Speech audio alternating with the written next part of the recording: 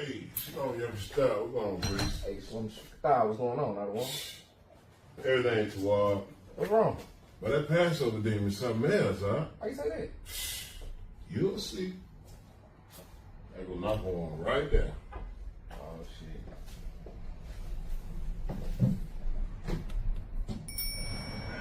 Hey, Shalom, stop. Hey, Slim Slim Style. Style, what's going on, Other one? Y'all paid y'all Passover fee? Nah, I pay mine in a couple weeks. Probably about 2-3 weeks. I paid half of it, man. Half for it. Con. 2-3 weeks, huh? Ouch! Knowledge. I know you ain't trying to teach class and you ain't pay your Passover fee. I can't teach class, Other one? That's on you. Lord be with y'all. Lord be with you. Let's get it. Ooh-wee. Lil Joe don't do nothing. Alright. You know what? I'm tired of betting these dollars. Nigga, get back 10. Nigga back. Nigga back. Nigga back. Nigga back 20. Nigga back. Oh, yeah, watch. It's gonna hit. Oh. I know y'all niggas ain't in there shooting dice. Y'all ain't pay y'all Passover fee. Con, sir. Lord be with y'all. Con. That's on you. Lord be with you. Get your money up. Ooh-wee. I got them new J's for the all-black party. Hey, come to them out. Watch it. Look. Oh, shit. I know you ain't about to bring new J's and you ain't pay your Passover fee. Con, sir. That's on you, Op. Lord be with you. Con. Lord be with you. Damn. Oh, man. Man, this Passover demon been crazy this year, man. Con, sir. Bruh, another one been everywhere. Man, the nigga was in my house. Wow. Hey, let's just go on and pay this Passover fee right now. Come on, I'm about to pay mine now. Yeah, me too. I know y'all ain't about to pay the Passover fee and y'all ain't pay the Passover fee. What y'all waiting on now? I'll take care of it right now, sir. That's on you. Con. Lord be with you. Con, I don't want con, sir. Lord be with you.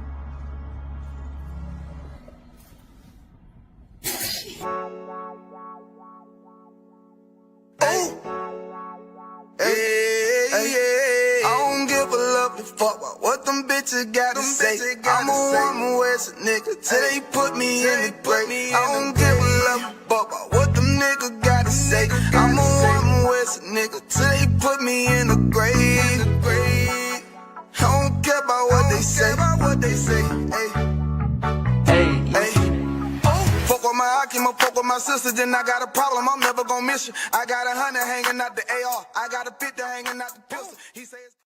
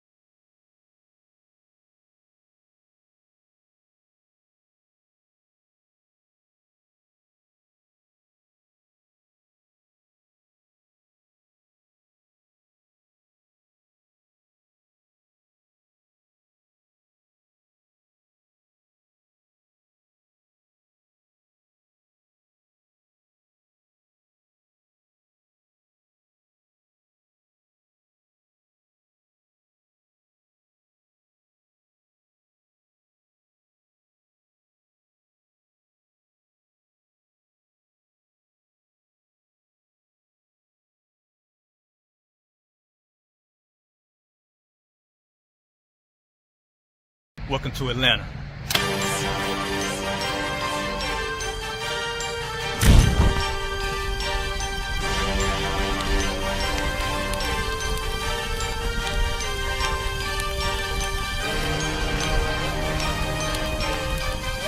Christ. It's Officer 5000, Jeremiah Yachty, camp leader of Atlanta. Passover 2025. Starting April the 9th, we got the lamb slaughter. April the 10th, we got General Muhammad's class. April the 11th, we got the Black Party that's going to have the Hebrew graduation. April the 12th, in Atlanta, Georgia, the 56th annual Passover, the only Passover under Commander Junior Hunter. Our great and holy King has honored us for turning our lives from the darkness to the light, man. There's no greater gift you can receive than to wake up to the truth and then commit your life to saving your brothers, man.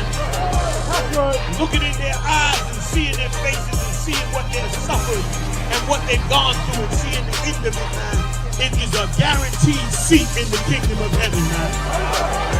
So in the name of our King Yahushua, we dedicate us another Passover of brothers and sisters' lives being saved. April the 13th, we got the Feast of Unleavened Bread.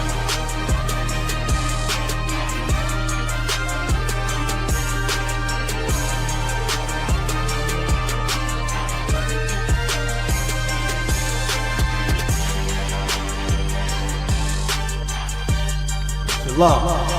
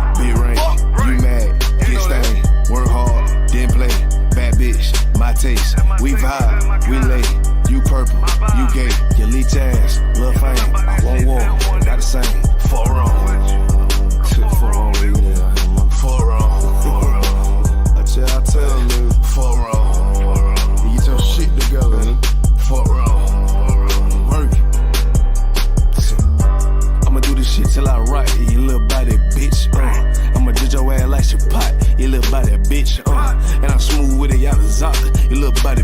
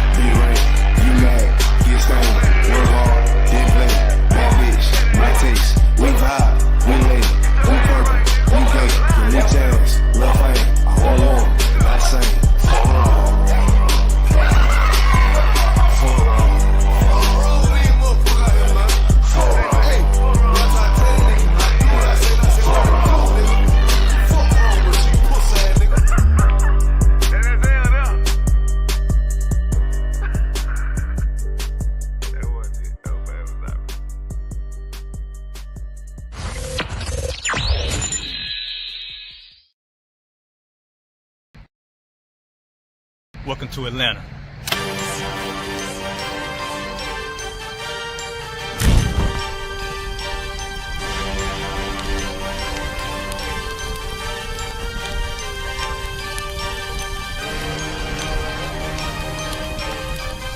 Crisis Officer 5000, Jeremiah Yachty, camp leader of Atlanta.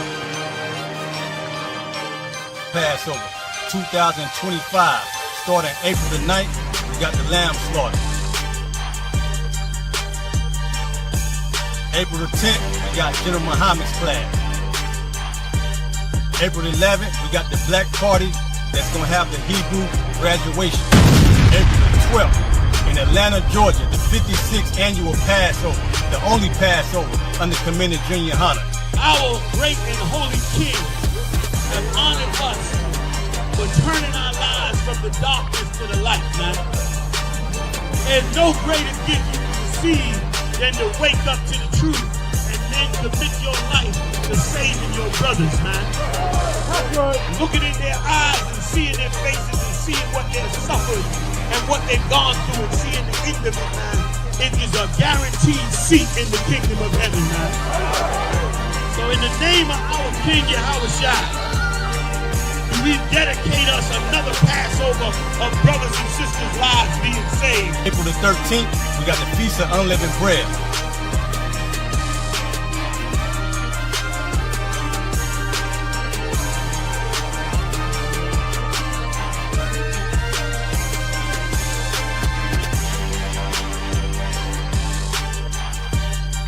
Shalom.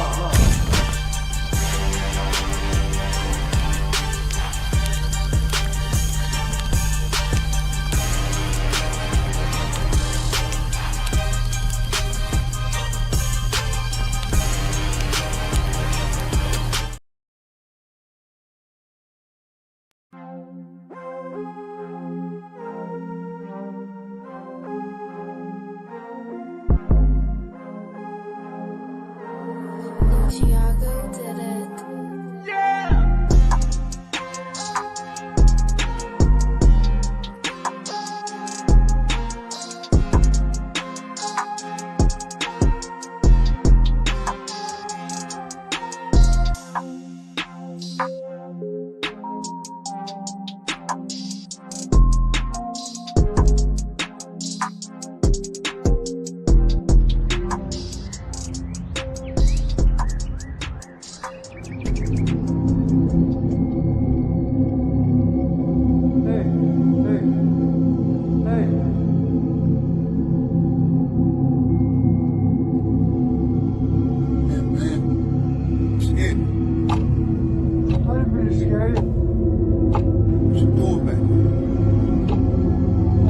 Something to eat.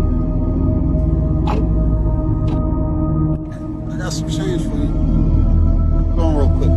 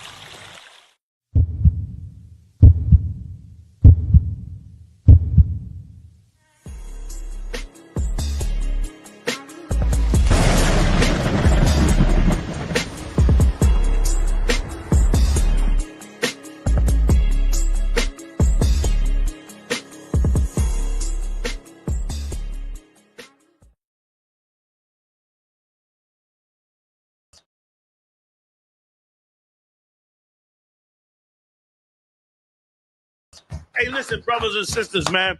If you like what you hear, hit the subscribe button, man. Subscribe to this channel.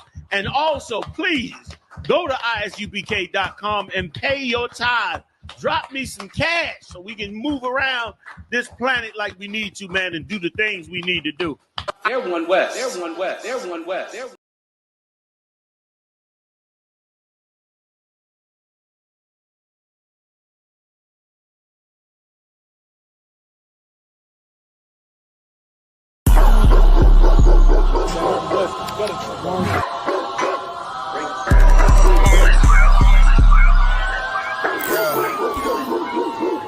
Let's get right to it, dog. You know it's raw. Well, let me catch you if you're showing off. I wanted to get you, I hold it off. Thought he was solid, but told it off. Running the field with the underdogs.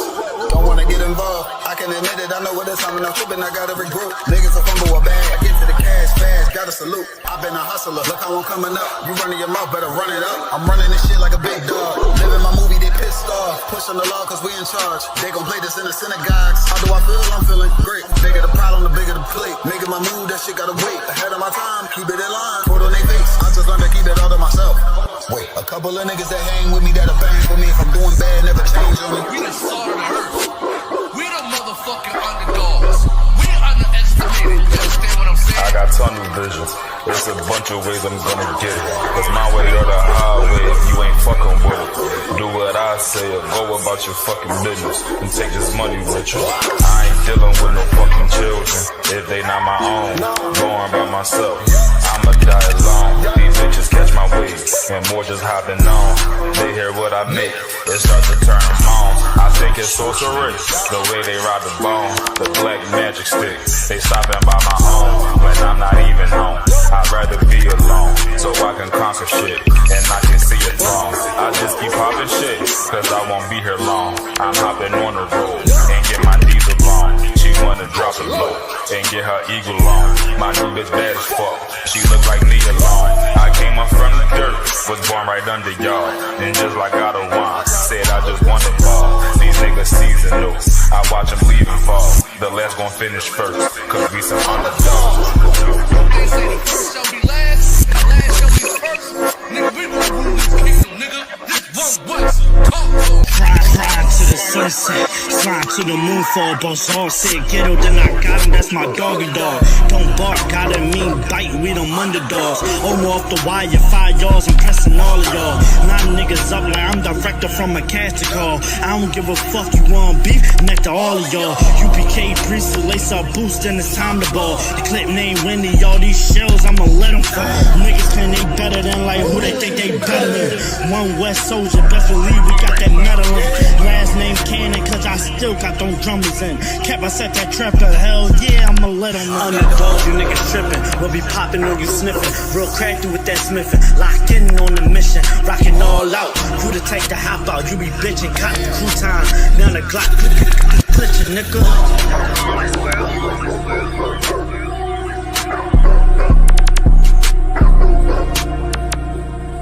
every dog has his day.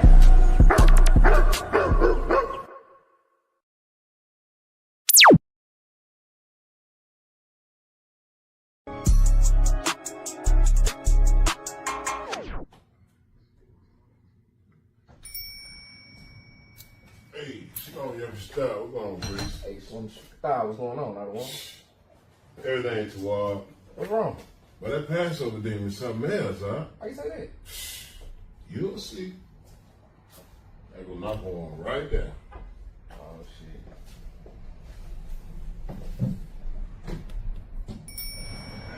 Hey, Shalom, stop. Hey, Shalom, Stop. What's going on? I don't want. Y'all paid y'all Passover fee? Nah, I pay mine in a couple weeks. Probably about 2-3 weeks. I paid half for it, man. Half for it. Con. 2-3 weeks, huh? Ouch!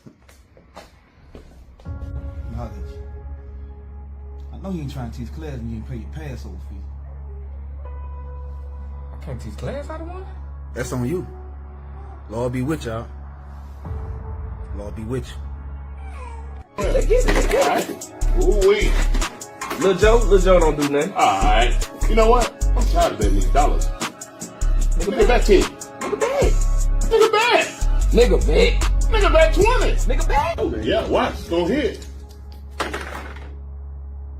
Oh. I know y'all niggas ain't in there shooting dice. Y'all ain't pay y'all Passover fee. Con, sir. I'll be with y'all. Con. It's on you. I'll be with you. Get your money up. Ooh, I got them new J's for the all black party. Hey, come check them out. Watch it. Look. Oh, shit. Doc, I know you ain't about to brand new J's and you ain't pay your Passover fee. Con, sir. That's on you, Doc. Lord be with you. Con. Lord be with you. Damn. Oh, man. Man, this Passover demon been crazy this year, man. Come on, sir. Bruh, I was knocking on been everywhere. Man, the nigga was in my house. Wow. Hey, let's just go on and pay this Passover fee right now. Come I'm about to pay mine now. Yeah, me too. I know y'all ain't about to pay the Passover fee and y'all ain't pay the Passover fee. What y'all waiting on now? I'll take care of it right now, sir. That's on you. Okay. Lord be with you. I don't want to come, sir. Lord be with you.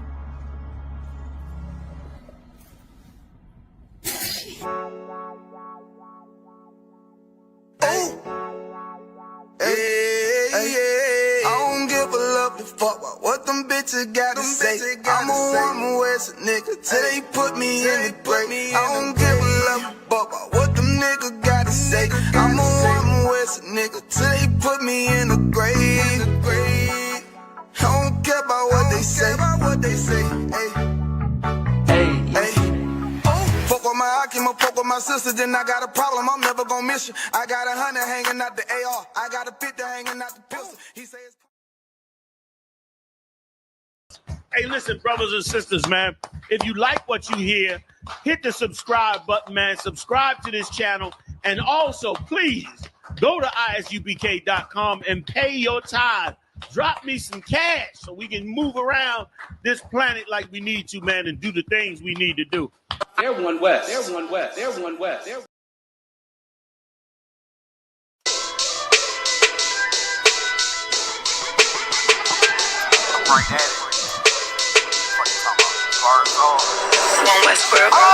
Hear the hunger in my voice, they used to tell me to speak up. The problem was of what I was saying, they couldn't keep up. Instead of moving around with some patience, they tried to speed up. It got colder than a bitter bitch, found me a way to heat up. What's a favor for a favor if we all didn't make it? Kept it 100 with everybody, but they just gon' change. I ain't get caught up in the hype, cause I ain't feel like I made it. Couldn't picture me here now, but here's your moment to frame it. And I ain't never understand that self-entitlement spirit. I felt your vibe, I don't wanna get near it. Before I made the appearance, I took a second, took a look in the mirror. This God, Lord, the only thing that I fear. Y'all got me fucked up. It's all passion, it's tradition, it ain't fashion. It's no action, they make threats and it's still passing. I think massive, no respond, that's still tact. Y'all should quit rapping. Cheap shots, I'm cinematic. I ain't average, I'm an overthrow fanatic. How I go, you lose and win like asthmatic. I got first, that's automatic. I'm the best in my division. In the ghetto like the pigeons, in the hood like the engine. You a bird for that chicken. I don't fake split decisions cause my mind made up, nigga. We in the end of time, but my time ain't up. Now when I was young and running wild and wide-eyed like a cabbage patch, I had to get it as vivid, adapted to my habitat. It's certain shit I won't do, certain shit you can't prove. My shit sound like a payday, yours like more when the rent. If I had $1 for every dime you counted, I would be broke.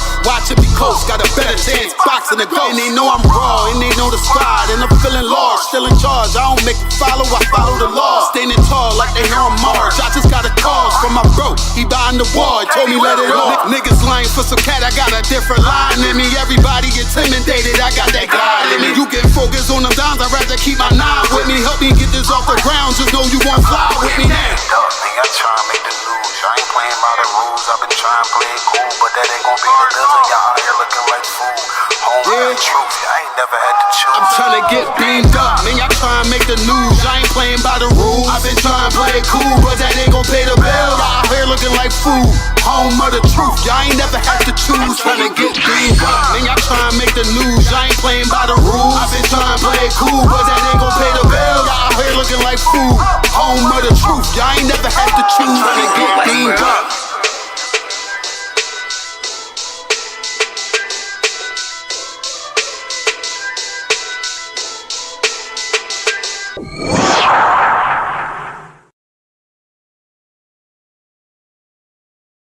Man, your boy Pastor Pastor Troy going all the way up with you, man. You already know. Friday, April 11th at the Atrium. Yeah, man. Doors open at 8 p.m. You already know. We're going from 8 p.m. to 2 a.m., man. You already know it's going all the way down. Your boy Pastor Troy, DJ Jelly performing live. And then we getting out there, man, Saturday, yeah, April 12th. It's going all the way down for the Passover. Yeah, man, you already know. At the Marriott Marquis downtown. Yeah, man, we're going from 5 p.m. to midnight. You already know. Hosted by Commander General Johanna. Your boy Pastor Troy going to be in the building, man. Y'all boys holler.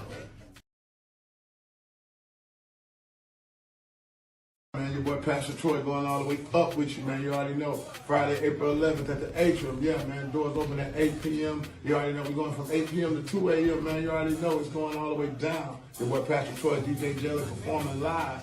And then we getting out there, man, Saturday, yeah, April 12th. It's going all the way down for the Passover. Yeah, man, you already know. At the Marriott Marquis downtown. Yeah, man, we're going from 5 p.m. to midnight. You already know. Hosted by Commander General Johanna. Your boy Pastor Troy going to be in the building, man. Y'all boys holler. General! Tell them them blood, they run like the blood clot mineral. Mayday! How them want to kill them a 5-star funeral. Ram to the boy, Everett. My bullet them spread like disease, something funeral. Talking about guns, them sing it. Alliance, we sling it. Bullet, we fling it. War, then bring it. Boom, from a minute. Make sure to win it. Me worry, don't know. Limit for them war. Gimmick, them a clown and them a mimic on a photo shoot now. Film it, this bust the street like them it. Get away, camera now. Bring it, give them a sudden. Finish the mice and them the finish. And a pop I with now. Finish your wish. That you was the general. What you know about the general?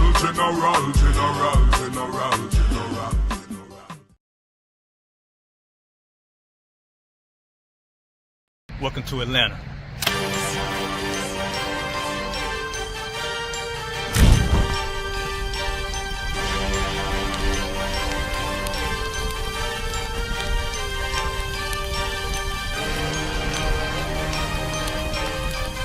Price is Officer 5000, Jeremiah Yachty, camp leader of Atlanta. Passover 2025, starting April the 9th, we got the lamb slaughter. April the 10th, we got General Muhammad's class. April the 11th, we got the black party that's gonna have the Hebrew graduation. April the 12th, in Atlanta, Georgia, the 56th annual Passover, the only Passover under Commander Junior Hunter. Our great and holy King has honored us for turning our lives from the darkness to the light, man. There's no greater gift you can receive than to wake up to the truth and then commit your life to saving your brothers, man. Looking in their eyes and seeing their faces and seeing what they've suffered and what they've gone through and seeing the end of it, man. It is a guaranteed seat in the kingdom of heaven, man. So in the name of our King Yahushua, we dedicate us another Passover of brothers and sisters' lives being saved. April the 13th, we got the Feast of Unleavened Bread.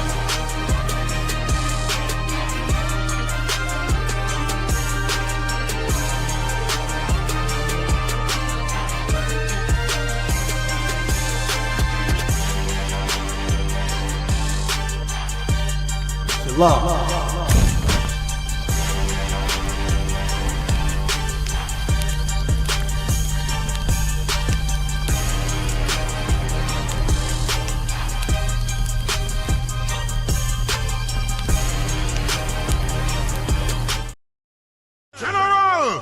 Tell them want them blood, they run like the blood clot mineral. How them want to kill them a 5-star funeral. Ram to the boy, Everett. My bullet them spread like disease, something funeral. Talking about guns, them sing it. Alliance, we sling it. Bullet, we fling it. War, then bring it. Boom, from a minute. Make sure to win it. Me worry, don't know. Limit for them war. Gimmick, them a clown and them a mimic on a photo shoot now. Film it, this bust the street like them it. Get away, camera now. Bring it, give them a sudden. Finish the mice and them the finish. And a pop I with now. Finish your wish. That you was the general. What you know about the general?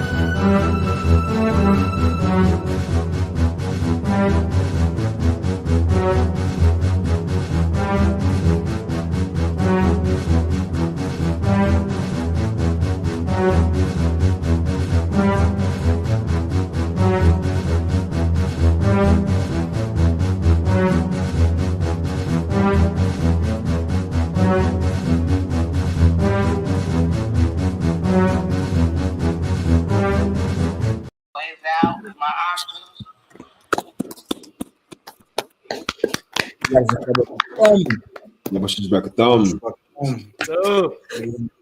going on? What's going on? What's going on, Akim? How you feeling? Good. Wow, sir. Excellent. Feels Feels better than Europe. Listen, don't tell me y'all in mourning over Black Lives Matter Plaza. I hope y'all ain't too sad over the plaza. What it do to it? Yeah, I mean the plaza. It ain't gonna be nice. It ain't gonna be as bad as Gaza, but the plaza is gonna be rough. Yeah, I mean Trump. Remember Bowser had stood up to Trump, stood against him big time with that whole George Floyd thing. Mm-hmm. You know what I mean? And Trump is now coming back for revenge. You know what I mean? Remember he put the burden on the DC government for the extra National Guard during the riots. Mm-hmm. And you know, from what she's saying, he never paid the bill, and all that was coming out of DC, and she stood against him.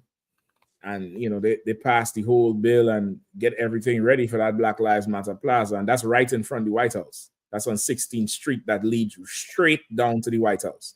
Paint the whole street yellow, big Black Lives Matter in the damn crosswalk. I don't know if I could get a picture of it. So now Trump back in office, he's going to tear that thing up. He said he's gonna rip that shit out of the ground. Mm-hmm. You know what I mean? He's gonna rip it out the ground. He said, you just watch. He said, hold my beer. So imagine you in your kingdom. And let me see, I got a good ass picture of it here for you. Hold up.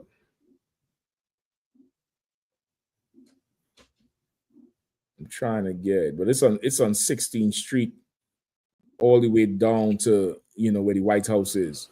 She should have been talking like Zelensky. I need some security guarantees. I need some security guarantees. That shit ain't gonna happen. Yeah, I mean, that shit is definitely ain't gonna happen. Hold up. Let's see where we get it then. All right, so this is overhead. So this is 16th Street running all the way down north to south.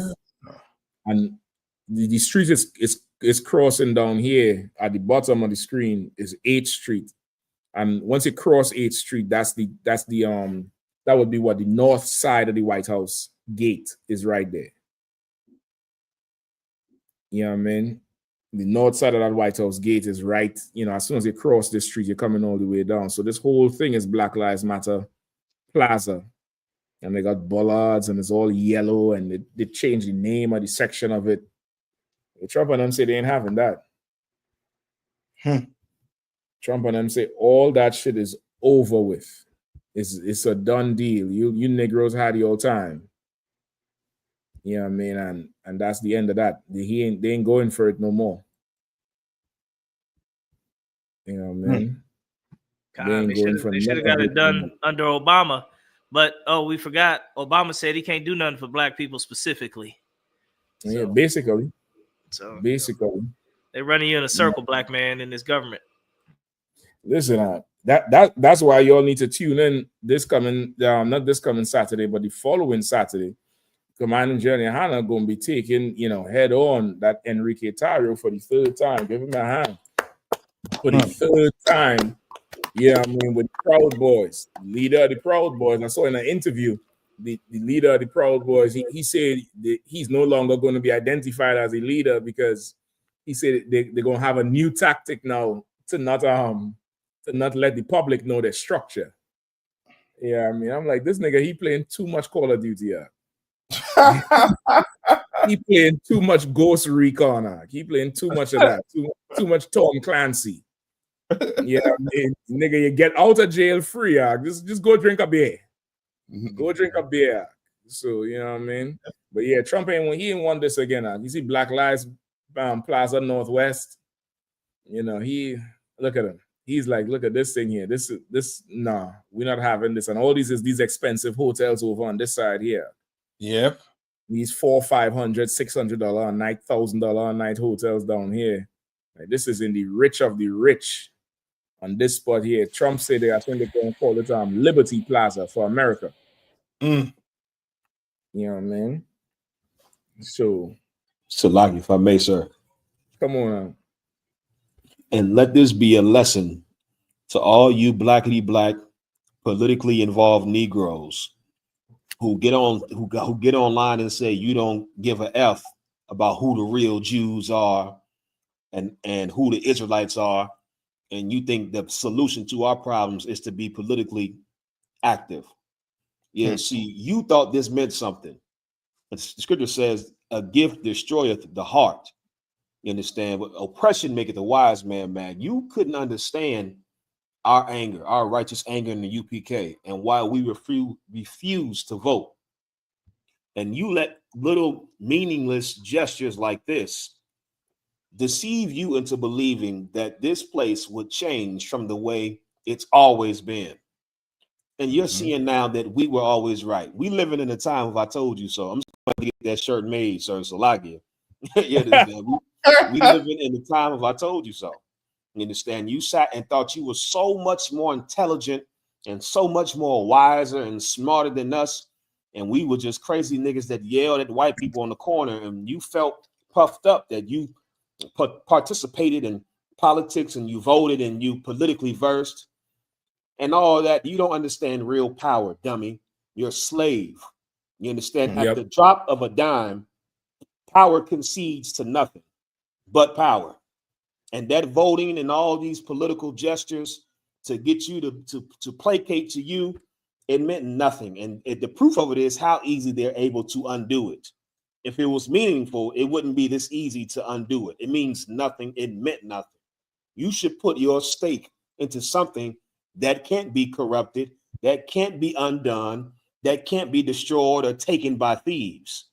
You should put your stake into the truth, fighting for your people like we've been doing under Commander General Yohana and the ISUPK. Salaki. That's right. Yeah, that's right. God. And if I could, I was watching I was watching the Devil Pundit today on YouTube. And he was speaking to a group of people about Ukraine, and he said he was trying to convince Ukraine to stay neutral. And he made a quote. He said it was by what's the guy? I think he said Churchill. Winston Churchill, not Winston Churchill. It's a big name among devils. And he said to be a friend of the United States is bad for you. No, to be an enemy of the United States is bad for you, but to be a friend of the United States will destroy you. And basically he was bringing that out to say he was trying to convince Ukraine to stay neutral, not pick one side or the other. Don't try to join the EU. Don't try to join Russia. Just stay neutral so you don't get your country destroyed. Obviously, they ain't listening to him, or they didn't. And they chose to be a friend of the EU and America. And then their whole country got wiped off. 1 million of their soldiers dead.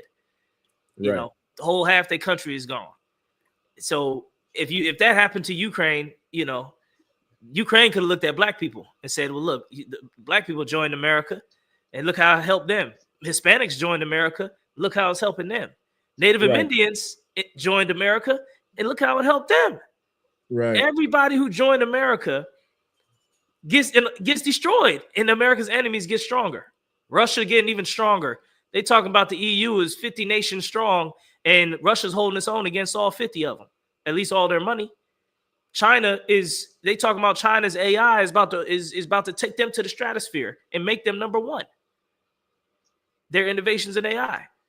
Even Elon Musk was talking about it, like how they're really going far. All America's enemies going farther, but all of his friends are being more destroyed. So that's a lesson for our people right there. And the Lord said that to us a long time ago. He said, be strong against them and you'll be more strong. I forgot the scripture. There's a scripture that says that. Like, when you don't join them, you will be more strong. Yeah, it's in I think Ezra's. I can't. I'll have to search it. Take me a second to search it, but it's in the scriptures. To I think Ezra's. God, They say don't join them so that thy seed be strong. Yeah, it speaks like that. Yeah. Do not join them so that you be strong. Yeah, I think it's Shalom Yeshua. Yeah, but did you want the scripture, Kapash? I mean, yeah, if you could pull it, if a brother could pull it, I couldn't. I know I can't think of it that quick. I'd have to take a minute to search it. I think it's Ezra's. I think it's First Ezra's 8. Hold on, let me see. I'll look myself. I'm looking it up right here, right now. Yeah, I think it's like First Ezra's 8 and 50 something or 60 something. Let me see. Let me see. Don't mix their seed, so that don't join with them, so that you remain strong. 81st Ezra's 8, 84 and 85. 84. Come. Book of First Ezra, right? Chapter 8 and verse 84. Therefore, now shall ye not join your daughters unto their sons, neither shall ye take their daughters unto your sons. Slack. 85. Moreover, ye shall never seek to have peace with them, that ye may be strong and eat the good things of the land, and that ye may leave the inheritance of the land unto your children forevermore. Look, there you go. God even said that. And the oppressor is just saying something that is similar to what the Lord said. You don't get strong by bowing down and bending over and capitulating. You get strong by resisting, resisting temptation, resisting the bribery, resisting the so-called good things that you can get by joining them. Right. I mean, it's just a damn near a law of nature. It's a law of God. You go to that weight room, you don't let you got to push that weight. You can't let the weight push you, or you ain't gonna get strong. So you look at them, all the Black Lives Matter people. Look, you were strong when you was fighting against America. Now you slow down. You ain't marching. You ain't grouping no more. You ain't fighting back no more. Now you basically trying to be part of the government now. You trying to make the government deals. Look, Black Lives Matter, you were stronger when you was just grassroots fighting in the streets. Right. Protest, you were stronger then. But obviously, without the Lord, it comes to naught, which it did. And that's all I'll say on that. Now. Yep. Like everything else in this kingdom, it will come to zero. That's right. So where y'all wanna go off? We have definitely a good few stories. What looking good to y'all? If not, we could rock with let's get let's get number 4. I would like to go into that. Right? Like Trump is grabbing the ear. Go ahead, Cap. No, I was just gonna say, I don't know if you want to touch on that 23andMe. You know what I mean? Yeah, we can rock on that too. We can definitely rock on that too. Shout out everybody in the chat. Ayazar, Yabshin Shapta, Shapata, Yak, Yabshin Shapta, Princess Nazarama. She said Henry Kissinger. I think that's the person who said the quote that he was talking to about. That sounds right. That sounds right. That sounds right. I said it was a big name guy that he quoted. That sounds right. He's an absolute bastard, and he was one of the ESO's social architects down near, up in government, drafting plans and policies. He's the whole reduce the third world populations. All that come from him. Kissinger's it was called National Security Memorandum. It's a famous declassified document. Wow. And he outlined you should just look it up. He outlined all the countries that they need to target to reduce their footprint, because America's footprint is so big.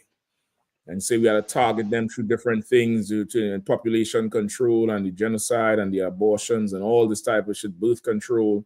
You say because Boy, I used to know the stats on this shit. The rate that they grow in America, 6% of the world population using all the. I mean, he ran it down. The whole memorandum could be about 100 pages, and it's all about killing people. It's all about that, and that's that Henry Kissinger. He's absolutely a bastard. You know, I mean, Makolati in there, you have a chapter. A man about Yashimata Bashimi Shah. She said, Salaki said, didn't Proud Boys lose use of their name to a church lawsuit? I heard that. I heard something about the church that he ripped the flag down from or got into the whole incident. Yeah. You know, I think he got the trademark or some shit like that, right? Yeah. The trademark, the use of the name in DC or some shit like that. Now they got the rights to it, sir, the intellectual property rights to it. So Yikes. anytime the Proud Boys want to use it, they have to go to the church to get permission. Listen,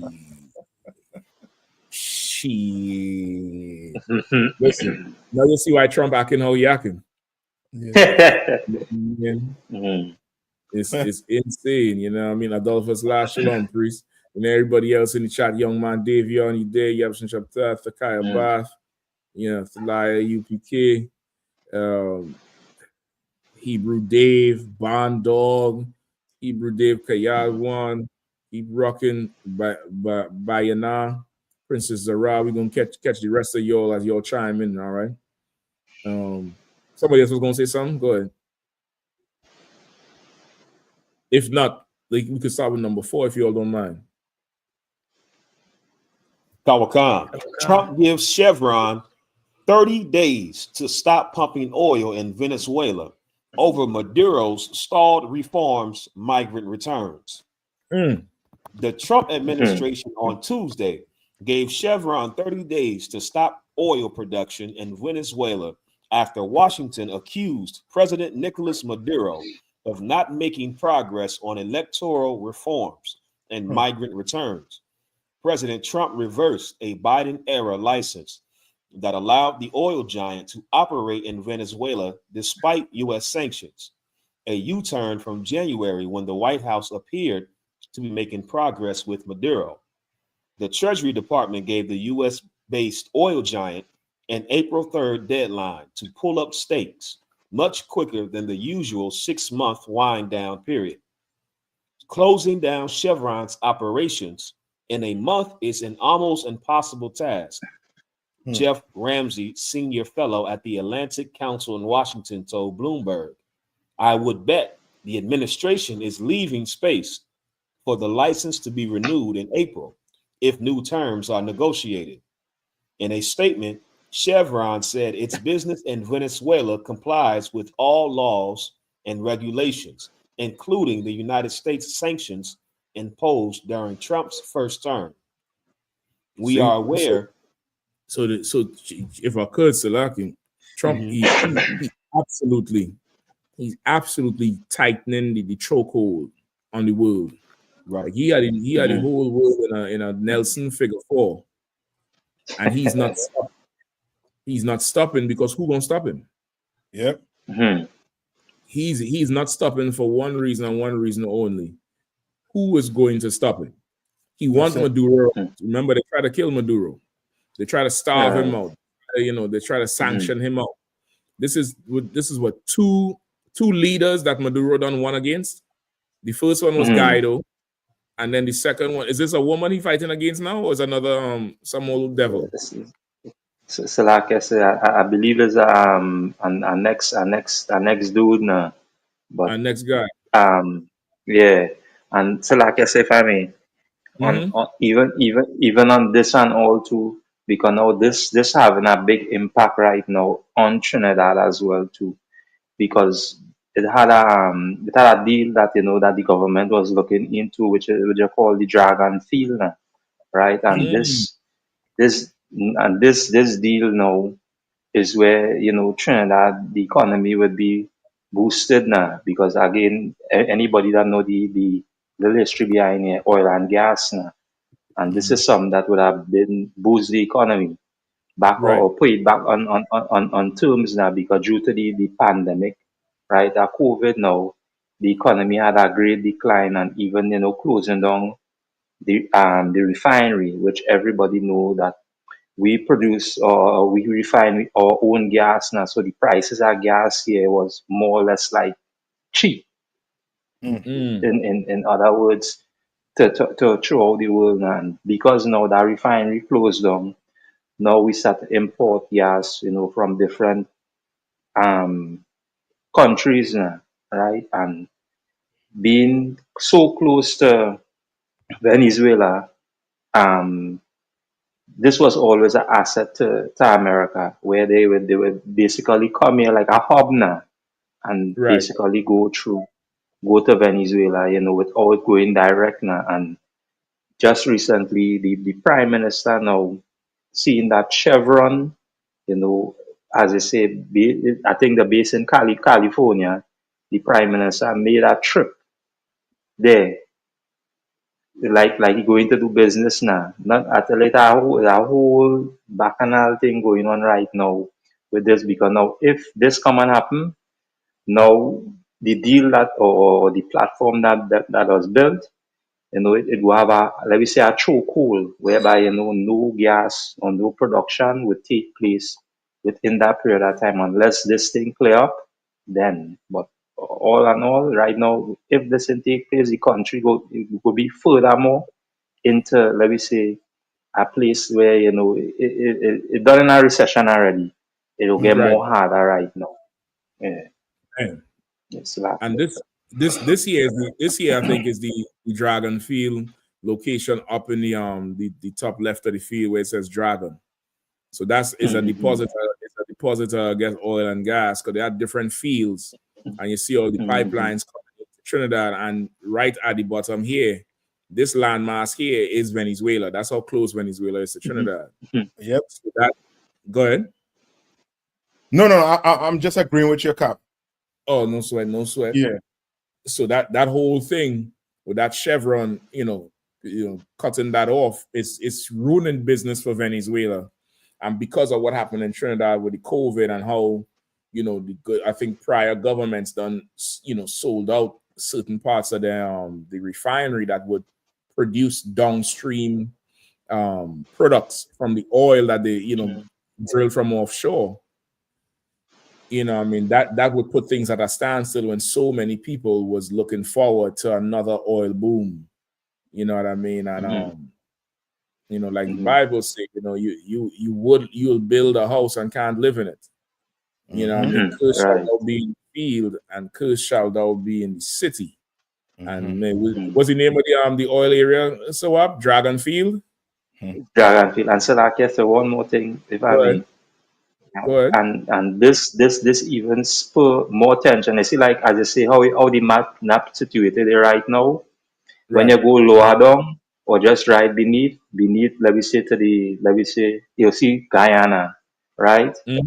And what taking place right now in Guyana now is they claiming land that belonged to Venezuela as well, which we call the Essequibo. Right, where they find, let me say, at ton of gas there as well. So now, just let me say, just last week or the end of the week, Venezuela troops or trooper ships was circulating with a call in Guyana waters, and that stirred up a lot of things. So now, let me say, if anything was to take place within the midday, now what you're Trinidad is, Mr. We flying over, let me say, bombs or whatever. I just showing you. So right now, this place, as we say, in a basically a kind of quiet panic, but a lot of people not talking, but they actually know what taking place right now, because watch what they can't even see they can't even see the landmass at Trinidad. We just like a baby in our mother's arm. Rocking again. So that the next thing we're really taking place right now. So yep. Damn. Yeah, it's definitely the Bible. If you find oil anywhere, that's why they call it oil fields. The Bible says, "Curse shall thou be in the city and in the field, in the oil field too." Like everybody had to really realize and listen to what Commander Johnny Hanna saying. Like, there's nothing to save you right now. You have to turn to the Lord, or you're going to be at the mercy of Satan. Yes. You just have to turn to the Lord or not. Like this is now the Satan running loose in the earth with this Trump. Trump is rebuilding that Roman Empire. That's what he's doing. That's why he's trying to gobble up all the damn land. Gobble up all the land and build the empire. And if look, you see the map of Venezuela, of South America, Trinidad is up here. The dragon field is way over here. Guyana is fighting Venezuela for this little hatched area here, the red area, the red hatched area here, where I forget, somebody could look it up, is how much trillion cubic feet of oil and gas they don't find on top of the dragon field oil.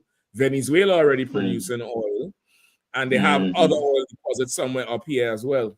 So he's trying to, America is now trying to secure oil reserves in the earth so that they could really, go against the Saudis and go against the BRICS with all the oil in America and South America, and then, taking up the land. And Trump is just going to continue devouring going forward. You better figure out quickly which side you're on. You know what I mean? That's right. And just after what you were saying too, like more and more, these things like this come out, right? The scripture that come to mind is in the Apocrypha. I think is where it says my son, lead not a beggar's life. Yep. And a lot of these Caribbean countries done depended a lot on America, and now they're pulling the rug from under your foot because Jamaica recently, the president said that now they're going to have to be self-sufficient because America was going to pull the plug on the U.S. aid, right? Because they was getting, I forget how much millions they were getting in U.S. aid. Like that U.S. aid is you begging. That's a beggar's life. Like you have an island, you have men, strong men on them islands. You telling me you can't, be self-sufficient? But no, you want to depend on this, on this oppressor. And the more, and the oppressor, he knows that we're depending on him. And now he is making sure you on your knees, as a country. Yeah. So now you think your president actually running the country? He is not running the country. He's a puppet. You understand? And he the man before him was a puppet. The man before him was a puppet. Right. You understand? Like people gonna have to realize the government is not actually for the people on the island. You understand? This ain't like what Commander Jerry Hanna building here is for blacks, Hispanics, and Native Indians. And ain't no oppressor gonna make make us bend no knee. Most likely, what the Bible say also too, where I think it's in Psalms where it say I reserve 10,000 men or 7,000 men that won't bend the knee to Baal. Right. Well, these countries, these islands, don't bend the knee to Baal, and now Baal coming for payment. Yeah. Now for payment, and now you better pay up. And the more you pay up, the more you're going to be in bed with him. You know what I mean? It's almost like, he pulled the plug on you, your country done. Right. It's going to be full out chaos in your country if he pull out. You understand? Because you're done dependent on him so much. You know what I mean? And thank the Lord for coming Johanna again, man. Where, black people in here, we're going to wake up and realize we don't depend on him. We depend on the Lord. And that's what the Lord wants. For us to depend on him. No matter what. I yield. Yeah. Cap, and if I could too, this with Jamaica, right? This Jamaica recently had an oil find too. I believe so. Yeah, I mean, I forget, somebody could look it up to see how much trillion cubic feet as well. Like they had a serious oil find that could be life changing for Jamaica if Man. they get the control of it. But you know who's coming? British Petroleum, British Gas, Chevron, everybody coming for that shit. In the disguise of IMF. IMF coming for them. You know what I mean? They done put Jamaica in so much debt. That, you know what I mean? And the thing about it, you know what I mean, these debts are, you know what I mean, you really sit down, you go to school and study, these debts are made up. Like how in the hell do you put value to paper? Yeah. You understand? When a human life worth more than that paper you have in your pocket. You know what I mean? You having a country working 10 times as hard to pay back for $1 US. That's crazy. And then crazy. And then if I could, America's supposed to be in debt its damn self. But at the end of the day, like the brother was saying earlier, it's power. Yeah, they're gonna be in debt, but guess what? They not in debt to nobody because can't nobody come and collect on that debt by force. That's it. That's exactly what it is. It comes down to real power. Yeah, like real, authentic, true power. Of course, right. So like you said, and even on all last night, when me and Abada one was, on the conflict zone now, and he was bringing out, we was reading some stories and all, and it goes to show that the reason why they divide the Caribbean is because they know that in the Caribbean, if we come together, just like I was explaining to him, like, let me say Canada as a landmass, everybody go come together within that body. The Caribbean now on a whole now, when they come up with CARICOM now, was really to divide the Caribbean. So let me say if we had a place where, like how we purchase oranges from, let me say from Florida, we have a specific island in the Caribbean where we have our own produce now. So we don't need to go to any other one of these places because we're in the tropics. And as we say, we are everything down here. Yeah. Everything that we say till we own asset. But because now they come up with CARICOM now is really to divide us and especially the people to the bottom now where we would think that we separated the Jamaica, we Trinidad, we Grenada, we Barbados. And that whole thing now cause a rip in between us now. And we thinking that, that this oppressor really care about us when really and truly he getting the business done. Because with that same gas as well, we purchasing gas right now from Jamaica. We purchasing gas right now from Jamaica. Boy, listen, it's gonna get worse, It's gonna get worse. Like I know yesterday and Monday was Carnival Monday and Tuesday in Trinidad. Yeah. And I see a picture, not picture, a video. They have the Juve celebration, which is like the mud mass, where that's in the morning on a Monday. Everybody pouring that mud and that oil, and they go party in the street. And brother, some areas there was nobody in the streets. There was nobody. There's a video where they blocked off the street. They have the police presence. They have the big trucks with the music playing. And there's nobody out in the streets. And brother, that looks so glorious to me because now people now realizing there's more shit to study about than this, frivolous carnival party. And it's there's a blessing in not having enough. You know what I mean? There's a blessing in not having everything at your fingertips that you could go, please yourself and pleasure yourself. And then the Lord taking certain things away from us. Now this is us starting to wake up.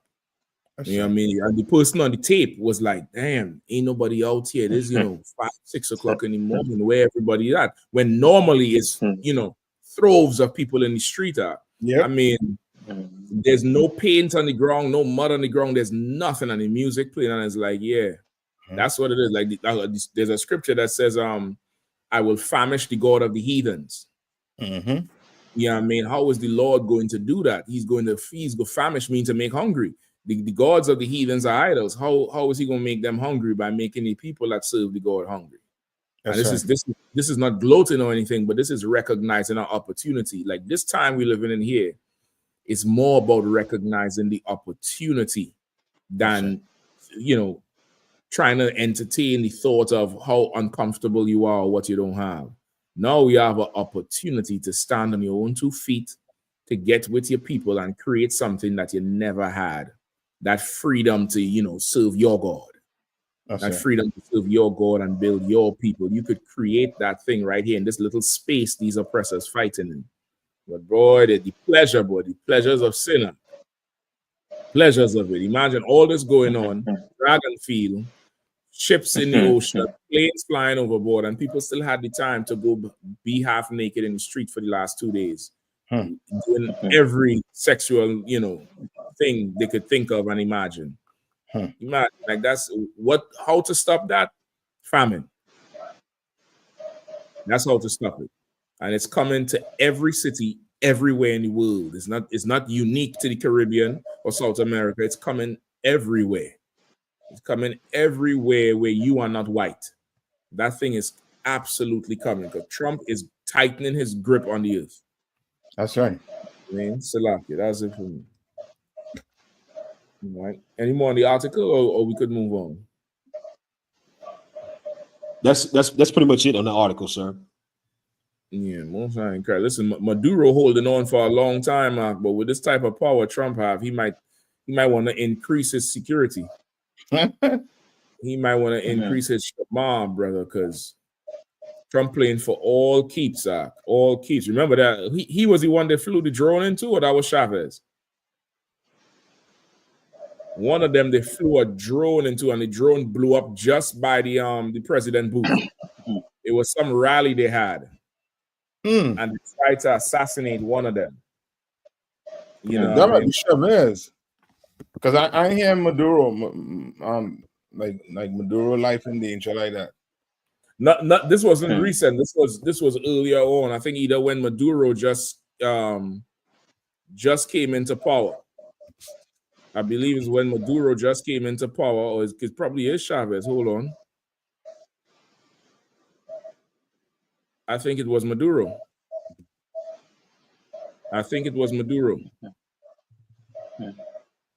Yep. It was Maduro. Where he was given some speech somewhere. And brother, they flew a drone right where his boots is elevated, wherever it's standing, and blew the drone up, but it fell short from where he was, just a little bit short. It was an assassination attempt. You know what I mean? And they tried to assassinate Chavez before as well. So in light of the dragon in the earth, he better word to the wise. He better contact the ISUPK for counsel and double or triple up the Shema. That's what he needs to do. You know what I mean? Double and triple up that Shema. So this is going to be crazy. God, if I could, they need to be in war mode in the bunkers. You see, look, they assassinated Haiti's president, Jovenel Moïse. They did that. And then they never got to the bottom of it. Who hired those guys? Who gave them the guns? Who dropped them off? They never got to the bottom of that. They just, these guys did it. All right, everybody move on. Nothing to see here. Yeah. America will do that and then just throw it under the rug. So, you need to be like Winston Churchill and them in World War II in the ruling the country from the bunker. You see, that's how they do it in North Korea. In North Korea, Kim Jong-un, they got a whole, from his house to his office to his gym to where he played basketball. All of it is connected under a mountain in the mountain road pass. So he don't ever come out in public view. When his car is driving, it's underground and taking him to the meetings. And it's always under a mountain that if they dropped a bomb on that mountain, it wouldn't hit them. They learned, they know them tunnels, and they taught Iran how to do those tunnels. So at the end of the day, America's trying to get all the oil it can outside. So when they do go to war in the Middle East, it's not lacking oil. Yeah. That's why they're trying to get Canada as a state, because Canada got them sand tars or whatever. Whereas they can get oil from the dirt, from digging it up. So Canada got tons of that. Venezuela got what they want. So once they can get those things locked down, Now they can go. Now they can go after Iran, and who cares what Saudi Arabia cry about? Blow them off the map, you know. And then once they get rid of Iran, they can move in and be over there, have a foothold to Russia, to the Soviet Union. They just want to take over the whole damn world. Yeah. Yep. So that's what we're dealing with. You're here on a mission for sure. We better be on ours. That's right. So like I had the scripture we are talking about now, with the famish now. That I will start from verse 10, right? The book of Zephaniah, chapter 2 and verse 10. This shall they have for their pride, because they have reproached and magnified themselves against the people of the Lord of hosts. Verse 11. That's the Lord will be. That's the heathen in them. The heathen then magnified themselves against the people of the Lord. You know what I mean? And some of our people has joined in the heathen and magnified themselves against those of us who wants to serve the Lord and be on the side of the Lord. Go ahead. Verse 11. The Lord will be terrible unto them. Say it again. The Lord will be terrible unto them. So the Bible says the Lord is going to be terrible unto them. So when you see these so-called natural disasters, these acts of God happening, brother, pray for who? Pray for what? This is the Lord being terrible unto you. I think it's them fires in the Carolinas now. In fact, is that anywhere around us as a people? No, I don't think so. No, from on. That's them people. Them fires going after. Now, how is the fire racist? The fire was racist in LA. That's a new type of fire. That's the Ku Klux fire. The KKK. That's the Klan fire. The fire going after them people in LA. Now the fire going after them people in the Carolinas, and this is right on the heels of snow that was melting and causing flooding. On the heels of what was that? A hurricane that was down there too, right? Yeah. Like about 6-7 months ago, they had that hurricane that was down there and tore up the place. Yeah, the Lord he's stepping in foot now. He's stepping in foot now. Go ahead. For he will famish all the gods of the earth. He will famish the gods of the earth. Famish means to make them hungry. I always like to use that example with the Hindus, the Hindustani, East Indians with their gods. You live around an East Indian, brother, you drive past their house, they got these big bamboo sticks in the air, the flag poles with the flag with the gods on there. And then the base of where the flag pole is sticking in the ground, they'll have a little hut or a little house. And in the house is a figurine of the gods they worship.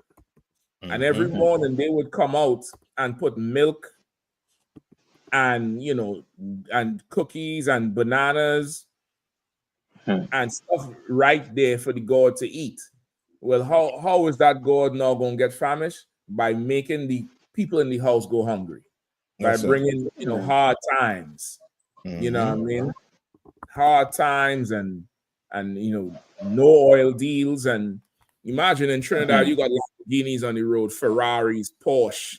People can't even buy food to eat, but them East Indian driving every big car available. Yeah. That Dragonfield deal cannot happen now. Because if it happened, it just means they'll get richer. Right. That's what's going on now. This everybody needs to come in the truth. Everybody in them islands down there in South America need to come into the truth. Right now, upright counsel from the Lord is worth more than gold and silver and money and land and anything. That's right. Like real hardcore direction. Like somebody you call on the phone and they could calm your nerves and tell you, man, don't worry about that. Listen, we're going through the same thing. This is what you do. Do X, Y, Z. That's right. Brother, that is straight up and down gold right now. And that's what the Lord is trying to show us we need. We ain't need no Bitcoin. We ain't need no this. No, we need to follow him, and then everything will be added after. That's everything. right. Yeah, that's how we had to roll right now as a people. So, like, any more on that, priest? That was Can't it. cancel. That will more. Right? Go ahead. And men shall worship him, everyone from his place, even all the isles of the heathen. That, and you see what's going on. Even man, the Lord will say it again. The Lord will what? Men shall worship him, everyone from his place, even all the isles of the heathen. Like now, because he done, make everybody starve, people will now start to worship the Lord from where they're at. All the places are the heathens. I'm busy here trying to look for a good picture of the damn thing for you all. But this is the best one I could get. All right, this is the best one I could get. You'd more see stuff like this definitely in the Caribbean and in places where they're at. Right, so this is outside somebody's house. It's still on their property, and they had these flags. And if you notice, in each flag have a little like a emblem, like a little square. That's the picture of each god. And it's like each god, God is like a country and have his own flag. And in the square thing here, they'll put food and stuff. Usually, this thing be hidden in a corner. Where the house is, whatever land is, in some corner behind the wall, you'll only see the flag high up.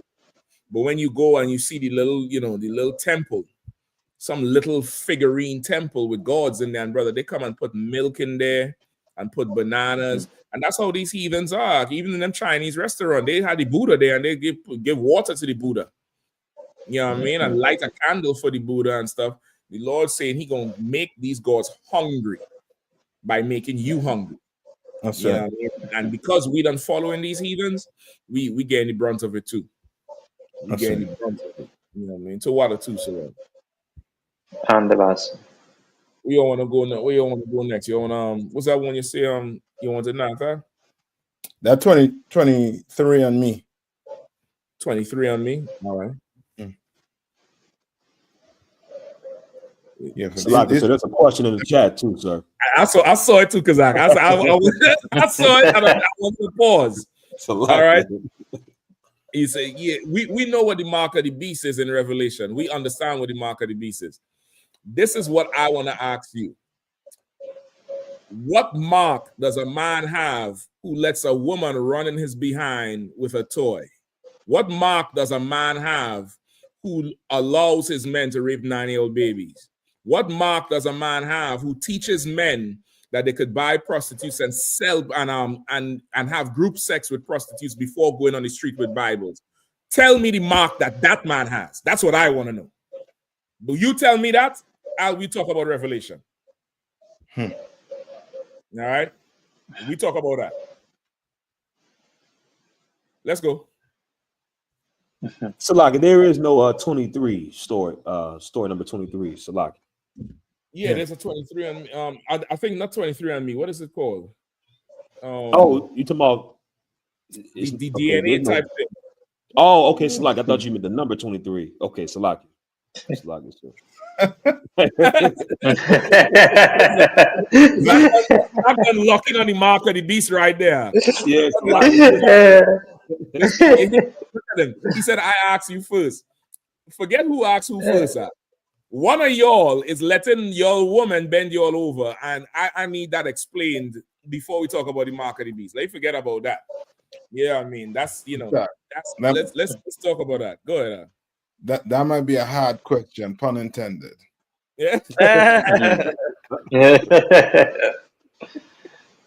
Oh, stuck between a rock and a hard place. Yeah. Right. All right. Where we at? That story number it was 7. Yeah, 7. The water so why? No sweat. The fall of 23andMe. How DNA testing lost its way. Yikes. From $6 billion to $100 million in 4 years. How did it all unravel for the DNA pioneer? 23andMe is a company on the ropes. The one-time leader of the DNA analysis market, valued at $6 billion in 2021, It's now worth less than $100 million, a 99% drop that makes Labor's autumn budget look like a roaring success. The 2024 saw 40% of staff laid off and a mass exodus from the board of directors. Now, potential buyers are circling at the smell of blood, and Ann Wojcicki, CEO and founder, is struggling to keep the company's head above water. How did a successful Silicon Valley startup? Salakia. Mhm. I don't know Yeah, if go you ahead. all know, right? But I think it was them where Esau swab his dog and send it in, and he come back. His dog, you know what I mean, was from somewhere in Europe. You know what I mean, or somewhere. 56% Estonia now. You understand what I'm saying? Estonian, and the wolf was from Bulgaria. Hmm. Yeah, the wolf was from Bulgaria. But that should show you that was just a hoax, and you know much black people done did that, and they done tell them they're from some parts of Africa. Yeah, I mean they done, you know, I mean they've done further destroy another part. You know, what I mean, because to do that you had to have some money. Right? Did you see how much it cost to get DNA for them to take a swab? Yeah. Say it again, sir. Did they have the cost of how much it costs for you to do that DNA test? Let me scroll. They didn't mention it yet, but I can see if we got it in here, sir. No, it costs some money. Just look it up. Somebody else could just look it up. Sawap or Kapash, we could just look it up. And see what's up. You know what I mean? That way, because I could just pull the article because I know there's a little bit more in there too. Yeah, go ahead. Kawakan. So like it says, how did a successful Silicon Valley startup, an offspring of the tech boom that produced monolithic companies like Google, Facebook, and Twitter, suffer such a fall from grace? 23andMe was co-founded in 2006 by Ann Wojcicki with her ex-husband, Google co-founder Sergey Brin, and her sister Susan, the former CEO of YouTube. Wojcicki quickly became a Silicon Valley power player, her family emblematic of a rare female presence in the male-dominated tech world. The company's are they small hats? I believe they're small hats, right? the name definitely sound like it for sure, sir. Yeah, the small hats. And listen, I was hearing something. I don't know if it's true. Because we've seen these little reels and stuff on the internet. They're saying in Israel, it's DNA testing is illegal. It's against the law. You gotta get a court order to do that. Yeah. Wow. Judge, how to tell you that? Wow. Good night. Go ahead, Sora. It said these tests typically cost between $59 and $199 at the US. Like for ancestry testing. And that's probably now. I think in the past when it was really a craze, I think it was more. I think them kits was like $250 and $350. Yeah, those hits me across your head. Yeah, for them kits, for the whole kit, the whole swabbing kit. And you could have just pay your tithes and come and find out you're Israelite. That's it. Yeah, I mean, that's all. You could have just pay your tithes. No, you don't pay these people all this goddamn money. To lie to you. To lie to you. And they have a whole database now of your DNA. To sell to anybody. Don't worry about, Musk gonna clone you. That's what he's gonna do. He's gonna go to 23 and buy and clone you. Use the HeLa cells, the Henrietta Lacks cells, and clone you. You're gonna be built into a Tesla car. I'm telling you, half car, half man. Yep. And just imagine you had this technology, right? And what's going with the brothers in jail? Where they could just do, DNA testing and these brothers could walk free. You know what I mean? Which should show you, like, there's another motive behind the 23andMe. The 23andMe is to further destroy blacks, Hispanics, and Native Indian. Because ain't no white man trying to take 23andMe when he know where he from. Yeah. He know where people from. You understand? It's us black people who don't know, and depending on 23andMe to tell us, well, yeah, you from some chief in Africa.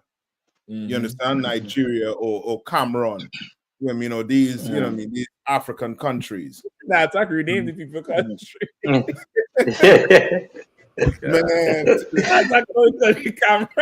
listen, that's from here on out. I Africa. So like, listen,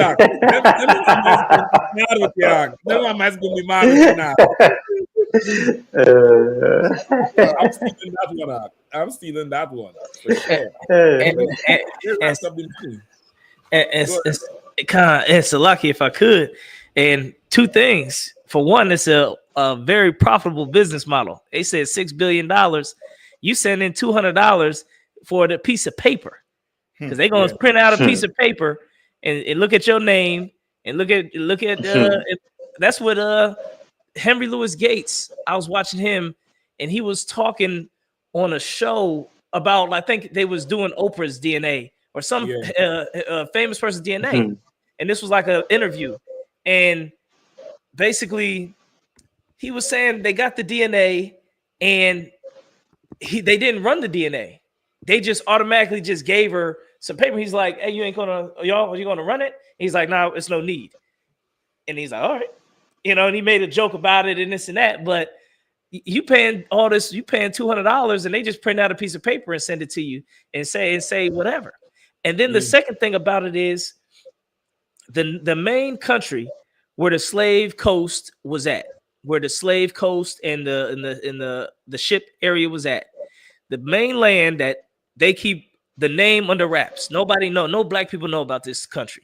It's between our Nigeria and Ghana. Well, if you ever wonder why Nigeria and Ghana are America's #1 allies in Africa, it's because them two countries were the main two countries that came together and folded in on us when we were in the Kingdom of Judah, which is on the 1776 map. It's also Kingdom of Wuda, but right now it's modern day Benin and Togo. You say, what the hell is Benin and Togo? I never heard of that before. Exactly. But that's the same country the slave coast is at. The same place where the slavery was at, and then on the left of it is Ghana, and on the right of it is Nigeria. But you do the 23andMe test, nobody's from there. I mean, yeah, the slave ship came from there, but none of us are from there. So, and then, like I said, then when you look on the map, that same land was called the Kingdom of Judah at one time. So, you know, and that's not a map we wrote. That's a map that's already in Congress. You can Google it, 1776 map. And it's on there. We didn't put that there. We, the Israelite School of UPK, didn't make this map in the 1700s. But that's the exact place we came from. So that's how you know it's BS. And then one more thing, if I could, I was talking to one guy a couple days ago. He said, y'all, why ain't y'all doing y'all DNA testing to tell where you from? How do you know you really the Israelites when you ain't do a DNA test? So I said, look, there ain't no DNA test going to tell you you're an Israelite because the actual original DNA, that's it. The original DNA, see it say Kingdom of Judah. That KM at the top is kingdom. Kingdom of Judah or Wuda, slave coast, right between Ghana and Nigeria. But no, when you do the DNA test, nobody's from there. Right. I ain't never seen that on the DNA test. Oh, you from the Kingdom of Judah? You know, that was the old country during the slavery period. You know, everybody should know this. This should be common knowledge. It's right on the map. But it's the biggest conspiracy really in all of America. Nobody knows where the black people come from. Nobody knows. Everybody's, well, we came from somewhere over there in West Africa. Okay, what was the name of the city? What was the name of the town? Name of a street? Oh, nobody knows that stuff, man. It's none of that matters. Okay, but there's a map that say it. But they don't want to believe the ISUBK. And the reason you ain't going to get the DNA to say Israelites on there is because that's the DNA in contention. They actually had an article in the Smithsonian that the archaeologists that were digging in Israel were complaining because they could not publish their findings. They couldn't publish it. And I asked the dude, I said, look, they how come they never pull? The only way we can trust the DNA, if they say, oh, we're the DNA H1 haplogroup, y'all are this group and that group, and those are the real Israelites, they're over there. The only way we could trust it is if they dug up the bodies and let it open to the public of the world to study it in front of everybody's eyes. That's the only way you can trust the DNA. You can't sit there and go by their lab only. Right. All the labs in the whole world, the only lab that can tell us what is the oppressor's lab. There ain't no black colleges. There ain't no Hispanic labs. They take the pharaohs and run them all around the world. Where's one of the bodies from Israel? Where's King David's body?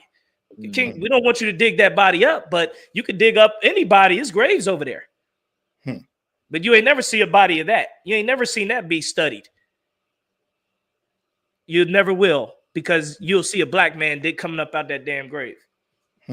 So that's the thing behind this conspiracy behind the DNA.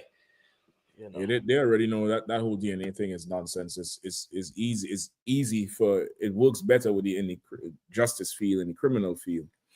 But DNA in terms of identity is long been proven to not be, accurate. They take triggers from different things that could be, from stuff you eat and stuff like that. That's what I was reading. That's why you have you 1% this and 1% that, and it could come from you just being in an area or somebody living there for a time, but it don't mean nothing. Again, this oppressor, he's so backward. I mean, I believe even the DNA thing is traced, maternally. Well, however they do the testing, it's more heavy on the mother side. Yeah. That's like testing soil to see if it's a carrot or if it's a potato. What is we really talking about? Kind of, if I could, they can't take my DNA and tell that I'm from Mississippi, but they can say they can take my DNA and say I'm from 1,000 years ago too. 1,000 years ago, you couldn't take my DNA and say where I was at 10 years ago. So it's all nonsense. It's for sure nonsense. You know what I mean? It's for sure nonsense. So we want to go next with the story. Anyone that jump out to you, your brothers? That's still too wild. Go the Ukraine one if y'all want.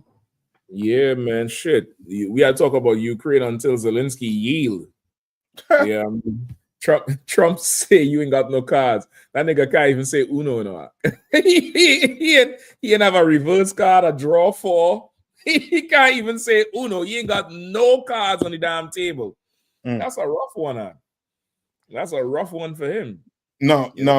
Did you all see when Trump lay hands on him? Say it again. You all didn't watch your tape good?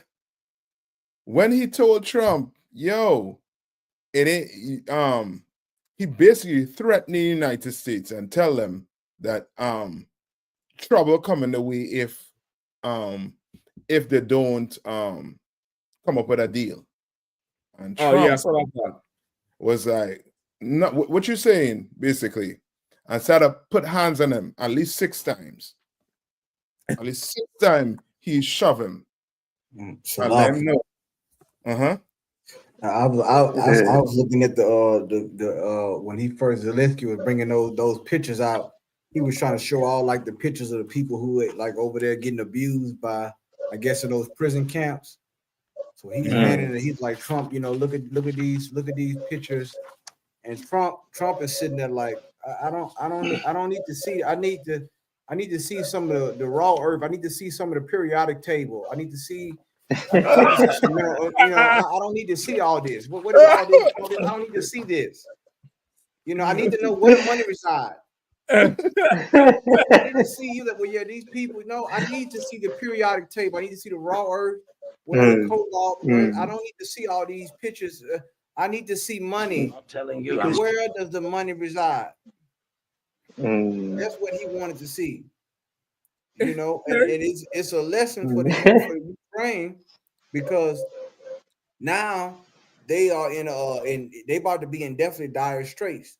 But there's a scripture that came to mind. I was reading a scripture, and if I could, I want to pull it because it made me definitely think about the Ukraine.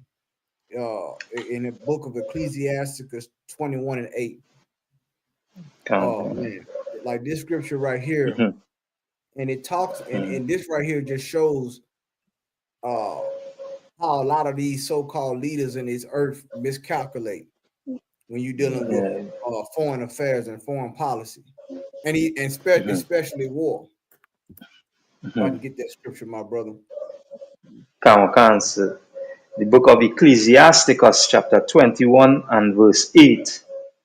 He that buildeth his house with other men's money is like one that gathereth himself stones for the tomb of his burial. Let me tell you something, man. That's the Ukraine. They got all that money. They was getting all that money. And he was counting billion after billion after billion. Yeah. But that money that he was trying to use from America to build his country is going to be his great. That's why he's talking about security guaranteed. Because he's seen what happened to that dude that was over the Wagner group that crossed Putin. Yeah. Yeah. Trump said, yeah, you know, you don't have all the cards. I'm not sure if he was playing cards or he was playing Russian roulette. But I can tell you this. He's be gathering those stones for his grave. Salaki, I yield. Right. Listen, Trump said, listen, you only a tough guy because I made you one. Yeah.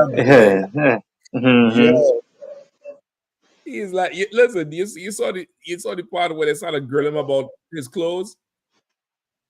No. I mean, not even in the Oval Office. I'm talking about outside. The nigga jump out the damn Suburban. Trump is like, look at him. Isn't he what do you say? Isn't he dressed well? Look at him. He's in his best. Yeah. He's like, see, a suit. You could look at him. He's dressed well. Yeah, and not punk him all the way up. Yeah.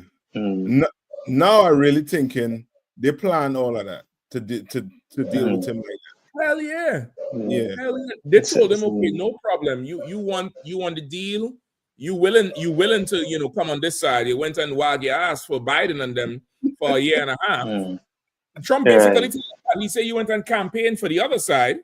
You walk around the whole place twerking for them. Come do it for us. Show up this morning. And Trump bring everybody and say, listen, we're going to let him happen. And if he buck, the deal off the table. If he buck, like now imagine that you don't put yourself in a corner where you had to choose who's going to bully you less between Trump and Putin. Who's punk you gonna be? That's a lot.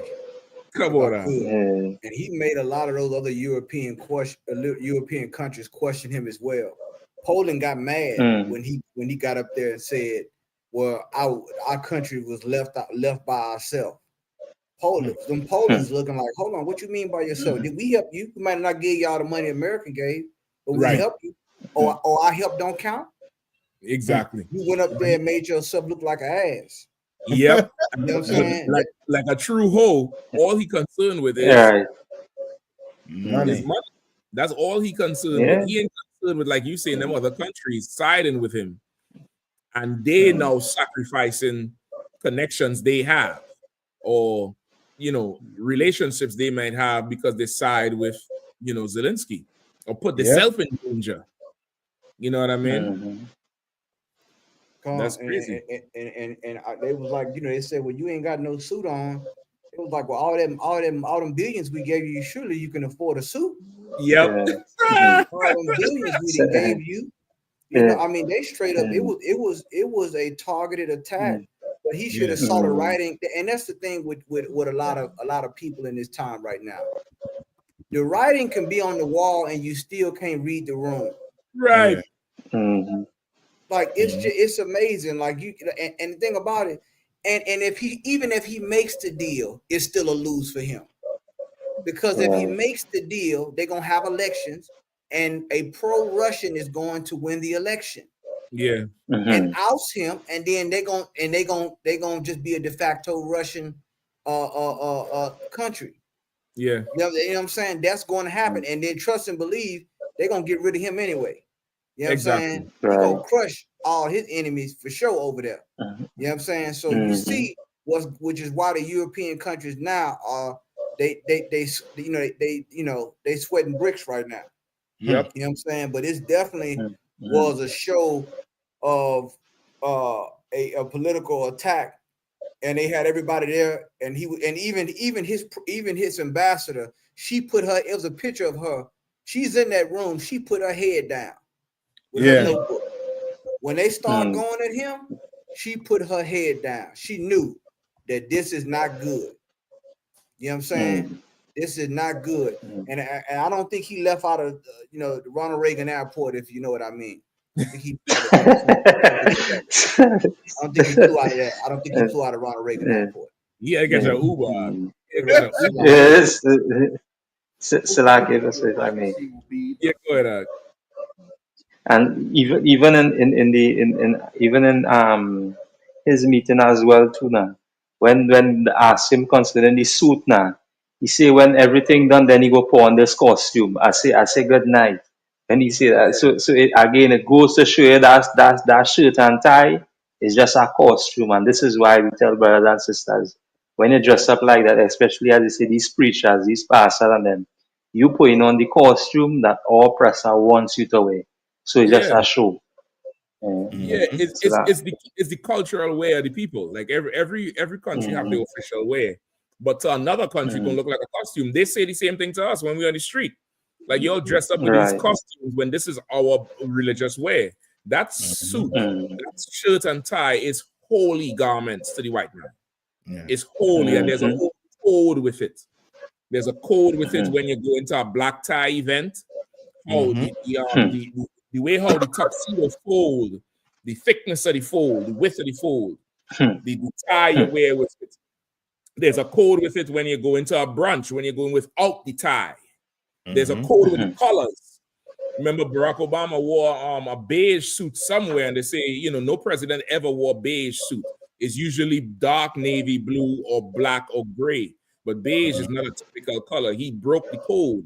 You get the point? When they're doing official things, they always wear some variation of blue suit, white shirt, and red tie, or burgundy tie, or something to signify the red, white, and blue. You know what I mean? So that's their holy way. If you look in the video, that's how most of them is dressed with the official code. You see Vance down there with the red, white, and blue, Trump in the red, white, and blue. The others wearing different darker colors, but nothing else. That's their holy wear. But to another nation, that's a costume. But they market their thing so good. It's like that's the clothing of success.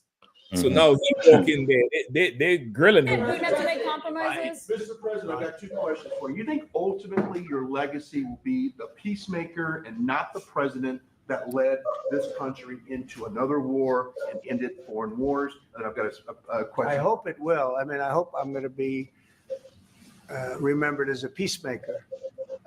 This would be a great thing if we could do this. I'm doing this to save lives more than anything else. Second is to save a lot of money, but I consider that to be far less important. So I hope I'm going to thank you, Brian, for that question. It was a nice question. I hope I'll be known and recognized as a peacemaker. This would be a great thing to solve. This is a very dangerous situation. This could lead to a third world war. This was headed in the wrong direction.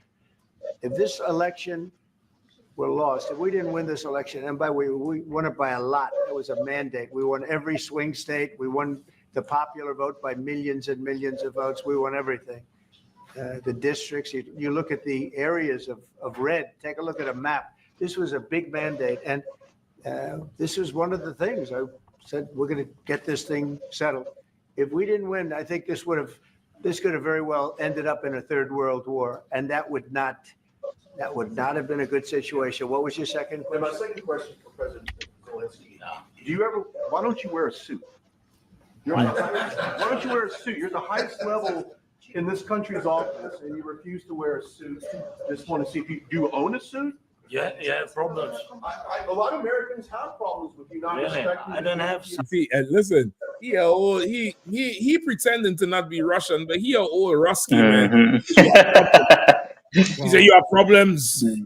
I said, oh, really? You have problems? Don't be, a little fish in the pond, and when it's convenient, now you want to be a Russian. Now I don't have such. I will wear a costume after this war will finish. Yes, maybe. Well, maybe something like So lucky, yes. Cap. Maybe something better. I don't know. I might have been watching the right videos, but it sure seemed like when Biden was in office, he didn't have no accent when he was begging for that U.S. Greenback. He didn't have no accent. It sounded like he was from Utah. All of a sudden now, he sound like he drank vodka. Nah, I'm not. He's an actor. He's a realistic actor. And so the entire show to me was just okay. It's two things. Okay, if this was set up, it was a good show. Like everything you said about the good show of force. If this was not set up, this should be a eye opener to those of our people that think we have a place in this society politically. If they are willing to deal with each other, and this, because people forget these are still white men. There's a room full of white men. If they're willing to deal with each other in such a brash manner and bully this is a world leader, a man that could call an army. If they're willing to deal with each other in this manner, who are you? Who are you to think that your vote matters, that what you think and feel matters in this place? This is not your arrest. You are irrelevant in this whole equation. When I say irrelevant, meaning everything is about the children of Israel. But when it comes to power in this, you are out the equation. You are completely out of the equation. And to think that we have ever had a say so in this is ultimate delusion. Like I'm looking at how these cats operate. And it's like Commander Johanna said Monday, this is how it happens really behind closed doors, just we getting a chance to see it. Like we have in our mind this sanitized version of politics in America, and you think it's dignified and you stand in Congress, I should tell no lie. And you got this fairy tale sanitized version of what you think American politics is, when this is what it is. Backroom deals, mafia, mob rule. You understand? I'm a bully you. You understand? We're gonna talk about you. We're gonna laugh at how you dress. Look at this guy here. Look at him, Tony. Look at him. Look at this guy's shoes, Tony. Look at him here. It's the same thing. We're gonna talk. It's just mob. United States politics is just mob mentality, and you're gonna see it even more so against us as these oppressors start to feel the effects of what Donald Trump is really doing, because he's not going to help you poor white people. And so you're going to feel the effects. The white people are not going to, they're going to turn on us first before they turn on their own. Salaki. Right. Salaki. I'm sorry, go ahead, Cap. No, I was just going to make one quick point. Like what Kazak was saying there, so right, where I don't know if you all remember that movie, Belly. You remember that in Belly, there was a time in DMX basement, they had some brother in there, and he was hating. He was, he was hating on everybody. And they came in there, and there's like, look at this nigga. He on there, he's something. Well, I feel a lot of hate coming off that couch, man. I feel a lot of hate coming off that couch. And they end up, violating the brother, of course, stripping him down to his damn drawers and saying, I don't want to see that hate no more. Brother, that's really how, we get that from them. All that's all the whole thing with the hip hop and the rap music and the whole music industry and the things we do that they say is thug thing, they get that from being in the office with these idiots. In the office with with all of them, they get that whole persona from it, like what Kazak is bringing out. So now we just getting to see it. We used to hold press conference and stuff like that. But that's what this here was. They brought him in to rake him over the coals. Yeah. He showed any sign of discomfort. the deal is done. The deal, whatever deal they made with him, it's over. But they brought him in there to fully vandalize him, man. Totally vandalize him. Silaki Kahan, go ahead. No, Cap, what you're saying is definitely right. And by the way, I'm hearing that the deal that he's being offered is worse than the deal that he would offer before. If he once again, this going back to miscalculation with a lot of these leaders. See, he miscalculated on this. Like when under Biden, they saying he would have got a sweeter deal than what he now. Like you said, it's on some gangster stuff now. Yeah. Trump looked at him and said, "We made you a tough guy." He said, "We made you a tough guy. Don't walk around here because to them he is a Ukrainian usurper." Yeah. They are using Russian talking points, and they're saying, "Look, it's really you. It's you." They didn't say nothing about Putin. Putin is sitting back, and you know, and the talking points is coming from Donald Trump and the GOP. And he definitely has miscalculated, and all that money that he got has now built a massive grave for not only for this country, but for all the people that's in this country that stood with him against that war. Yeah, that's why that Bible. If I can give another scripture too, if I can. Could I get Luke chapter 14, verse 31, if I could, Cap? Please, definitely. Another one, man. They're just so heavy, but. This and you're gonna see a lot, and this is an example for other countries that want to go there and beg. Right. This is an example. You want to go up there and beg? Remember, we gave you the money. We gave it to you. So in essence, we own you. That's why every gift ain't supposed to be taken. All money is crazy in the South. I used to hear my grandfather and grandmother, they used to say, well, that's good money. He getting paid good money. And as I got older, I used to always hear like, this good money. Good money to them was like a lot of money. Right. Then as I got older and I started to get in, I had to, if there's a such thing as good money, there's a such thing as bad money. That's right. And all money ain't good money. That's right. I wish some of these so-called Uncle Tom sellout Negroes would realize that. But once again, they don't understand this scripture we about to read right here. Right. Go ahead, my brother. The book of Luke, chapter 14 and verse 31. Or what king going to make war against another king sitteth not down first and counseleth whether he be able with 10,000 to meet him that cometh against him with 20,000. You see that? You supposed to sit here and look, and you supposed to assess the situation. You supposed to see the end game. He wasn't thinking about that. He was thinking about the money, and he think that because America can print his money, and I got this back, and I could just get this money and continue to hold out and be able. But he didn't count the costs. He didn't count. He counted the billions. He counted the money, but he didn't count the costs. You understand? He didn't count the human cost. He didn't count the humiliation of his integrity. That's right. How much is your integrity worth? Does it have a price tag on it? Because his does.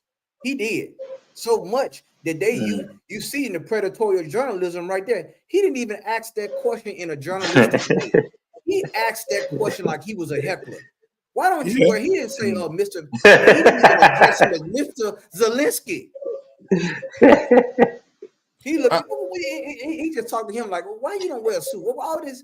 He didn't even talk to him. That's not how journalists talk. Right. And notice the difference in demeanor and how he asked Donald Trump the question versus how he asked Zelensky the question. Yeah. There were two different demeanors. The body language was different.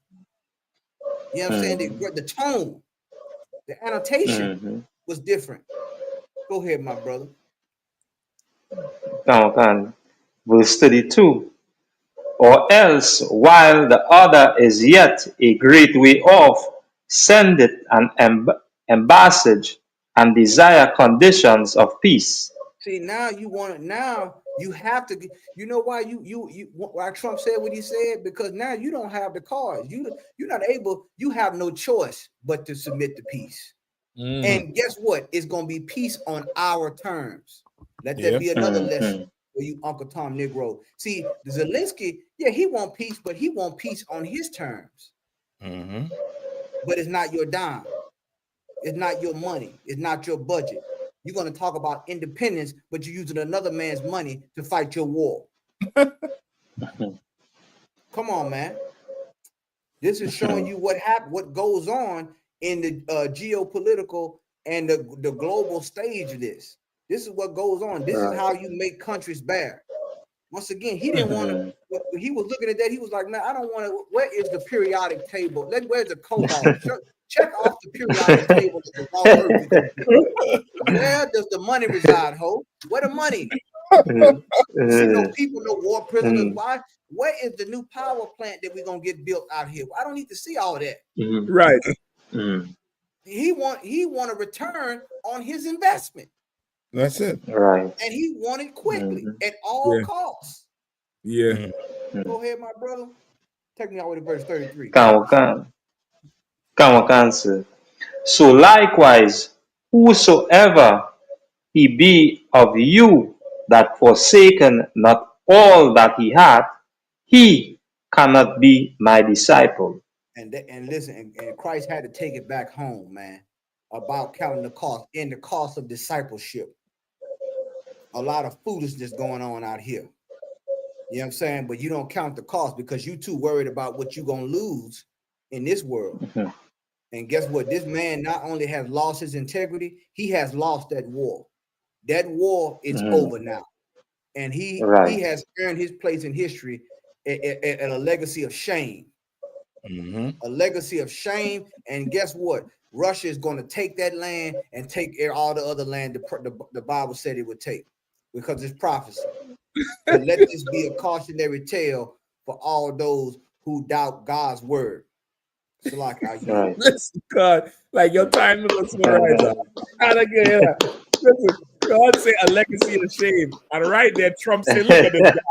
Doesn't he look sharp?" Like,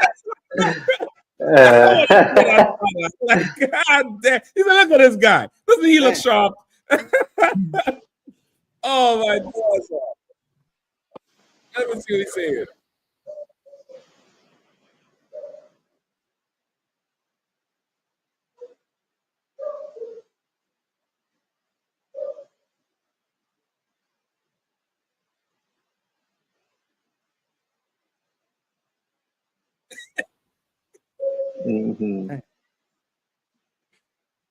And Cappy, you know what's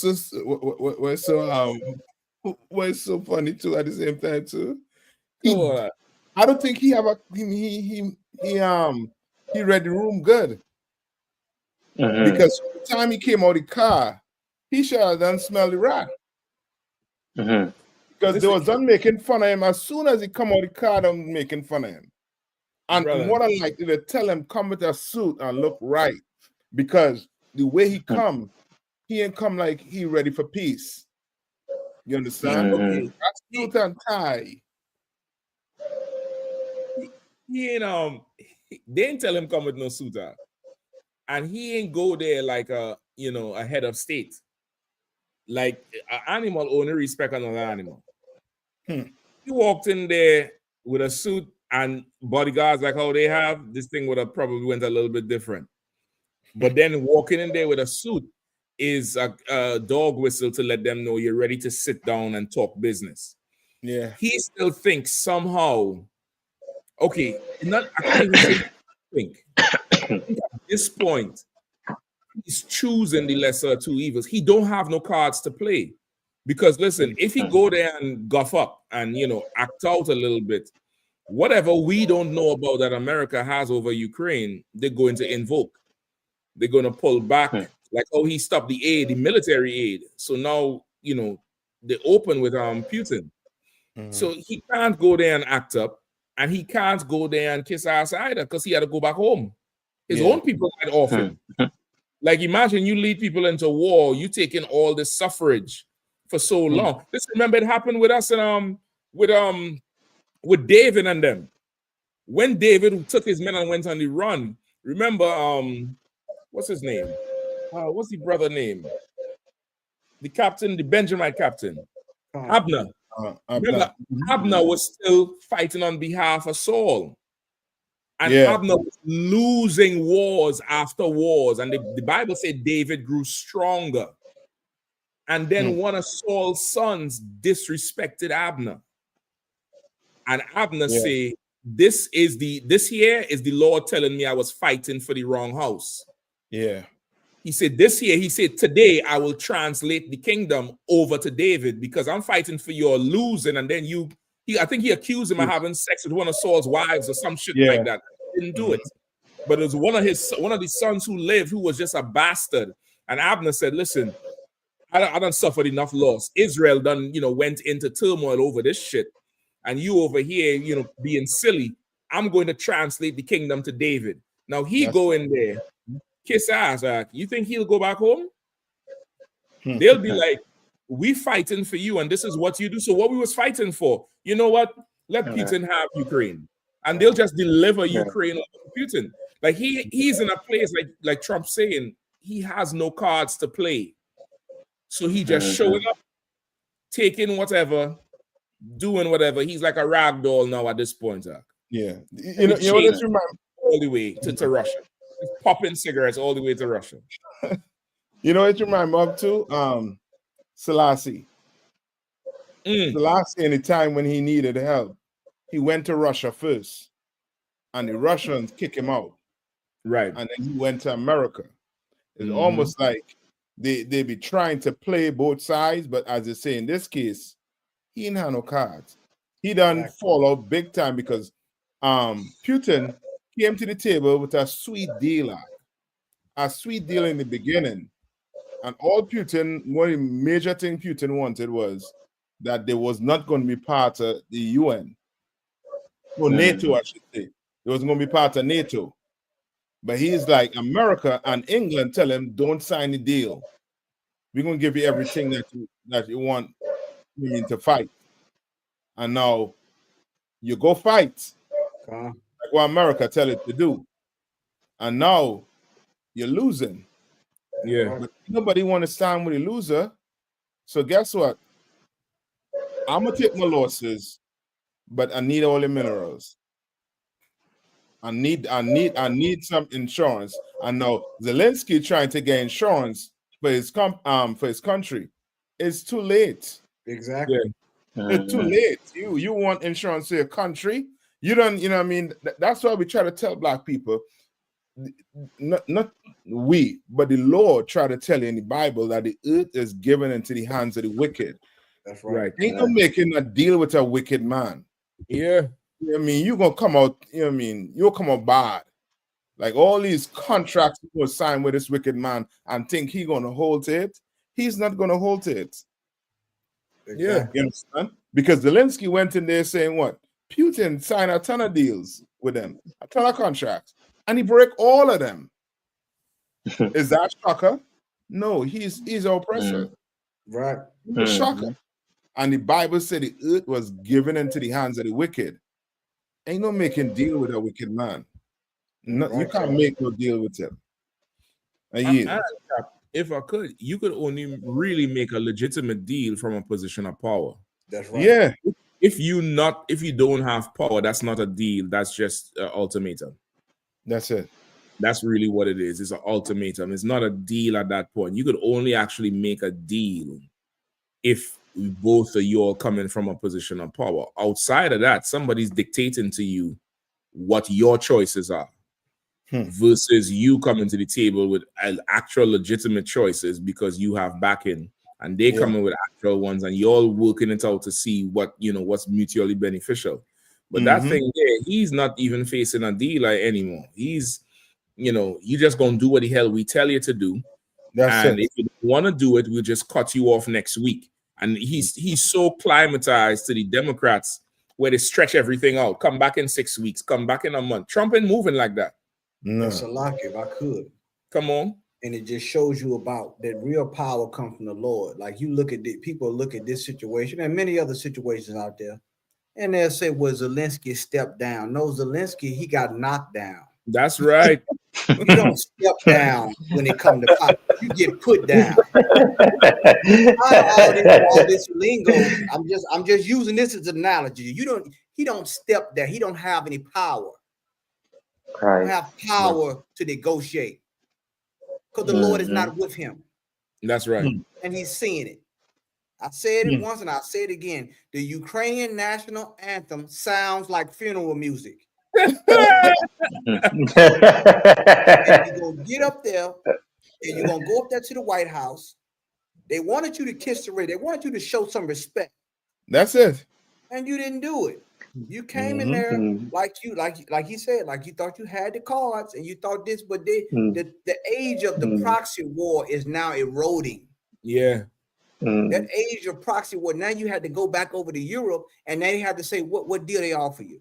What they want your minerals, they want your vitamins and minerals. They want it all from the country. They want the colors off the flag. You know what I'm saying? There's no more copyright infringement. We own you. Yeah, that's it. Yeah. That's what you got to understand when you're dealing with the devil. You Right. understand? And then Satan always know in his mind a deal is a deal. Yeah. It's gonna be in his favor. You think when he pulled back, he cut the money off from Ukraine that they didn't start panicking? And you leave it, you let this go on long enough, you're gonna start to see more political assassination. Yeah. Yep. This cat might not make it to the spring. He Yeah. might not make it there. I'm sorry. Yep. Because they're gonna say we waiting on this, the clock is ticking.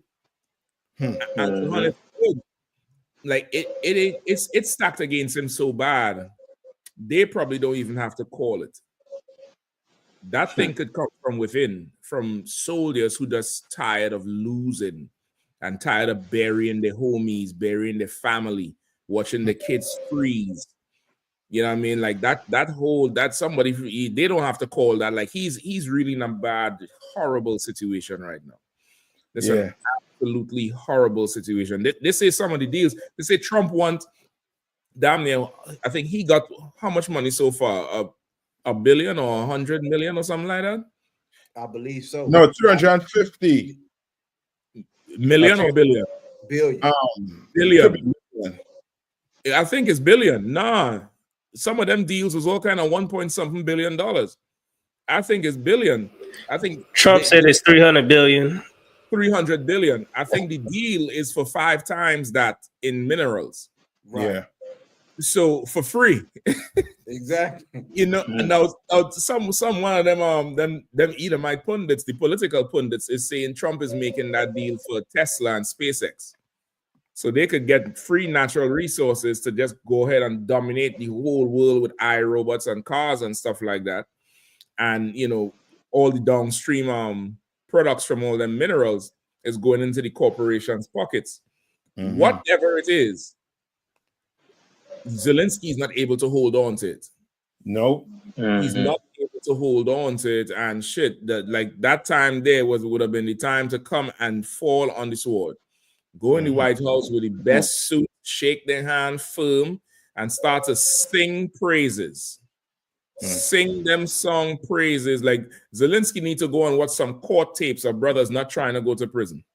When they had to plead with the judge, how some brothers write songs and he needed to go in there and be a jester.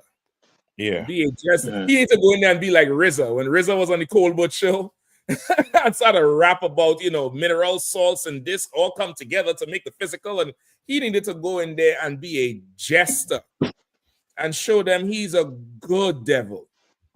He's a homie type of devil, and he hanging around, he hanging around the monsters, and we'll allow him. We'll Zelensky ain't that bad. We good to go. He need to go in there and shuck and jive, but he a devil. So he want to talk about you. Is that a problem? Yeah. Is that a problem? Dressed right? Yeah. I'll be quick because just to add to what you're saying too, it's almost like he forget his place. Like he forget if there was a coup that America started to put him in power. Like he forget he had to come and pay the piper. He really forget he plays. And I think Trump and them call him and tell him, yo, you forget. That's why Trump tell him, yo, we made you a strong man. It's us. So you ain't gonna give it up? Nah, this way it was put in there for. Yeah. But this, for a time like this, you want to talk about security? What to all the bombs you was giving you? Go secure that suit, nigga. That's what you had to do. Yeah. I you slack here. Good, Kazak. Kawakab, and what Zelensky don't understand is what black people, the tribe of Judah specifically, the tribe that I'm from. And I asked General Muhammad this question a while back, and I asked him, and I was like, General, I was like, what is it with our tribe and us being so good at being sellouts and stepping and fetching? You know, he gave me the breakdown on it, and ever since then, it helped me to understand. But one thing that Zelensky doesn't understand, that the tribe of Judah does understand, is to be in America and be successful, you have to sell out. You have to bow down. You have to compromise your integrity. Now, I'm not talking about be successful the way we're successful, because we're successful in the truth in the UPK. You understand? Because we serve the Lord. I'm talking about within their realm. Right. And to get anything from Esau, you had to bend over. Yeah. You gotta completely get rid of all that. He was too pride. He was too pride. Like, I'm offended, actually, just watching it now. I'm thinking about it, because if that was a black man, he would have went up in there and he would have tap danced. Oh man! And I ain't talking figuratively. He would have went in with tap dance shoes. He would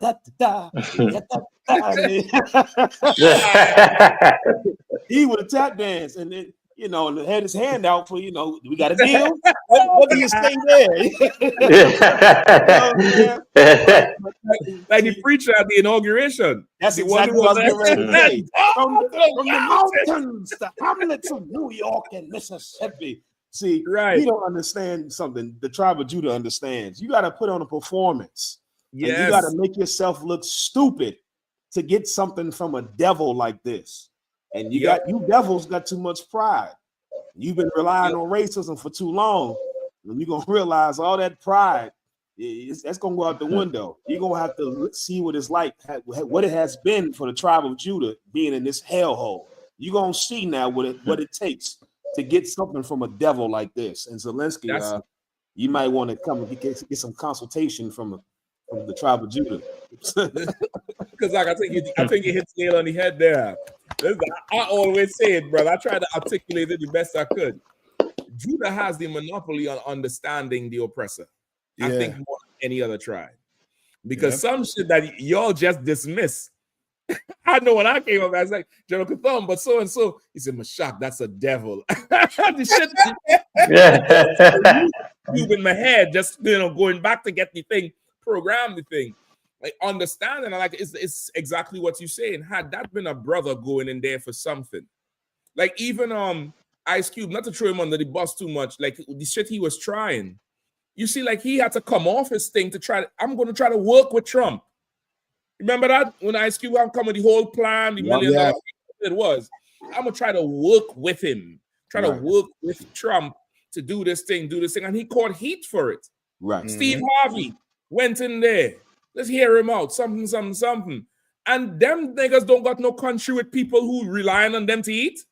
Right. Ice Cube drop a song. He go in the Major League Baseball, the finals, and perform. I forget the damn song. I can make a ton of money. Second.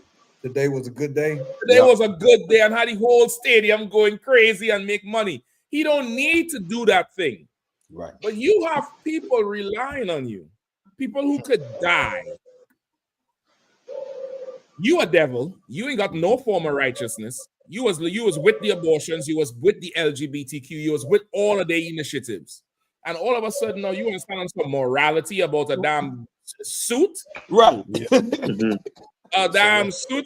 What you are 5% now? What's today's mathematics, Zelensky? Peace, God. Hold on. Hey, Kev, I could. You know, oh man, you said something that was so heavy. Speaking of being all dressed up and no place to go, listen. When you look at, you know, when you look at the, and that's what these Uncle Tom Negroes don't realize, man. And many people have put themselves in a position of they put themselves and they believe that they are in a position of power. Right. And power is like is tailor-made. It don't fit everybody. Everybody can't wear it. You know, if you try to put it on and it's not tailor-made for you, you're gonna be uncomfortable. Yeah. And everybody gonna see.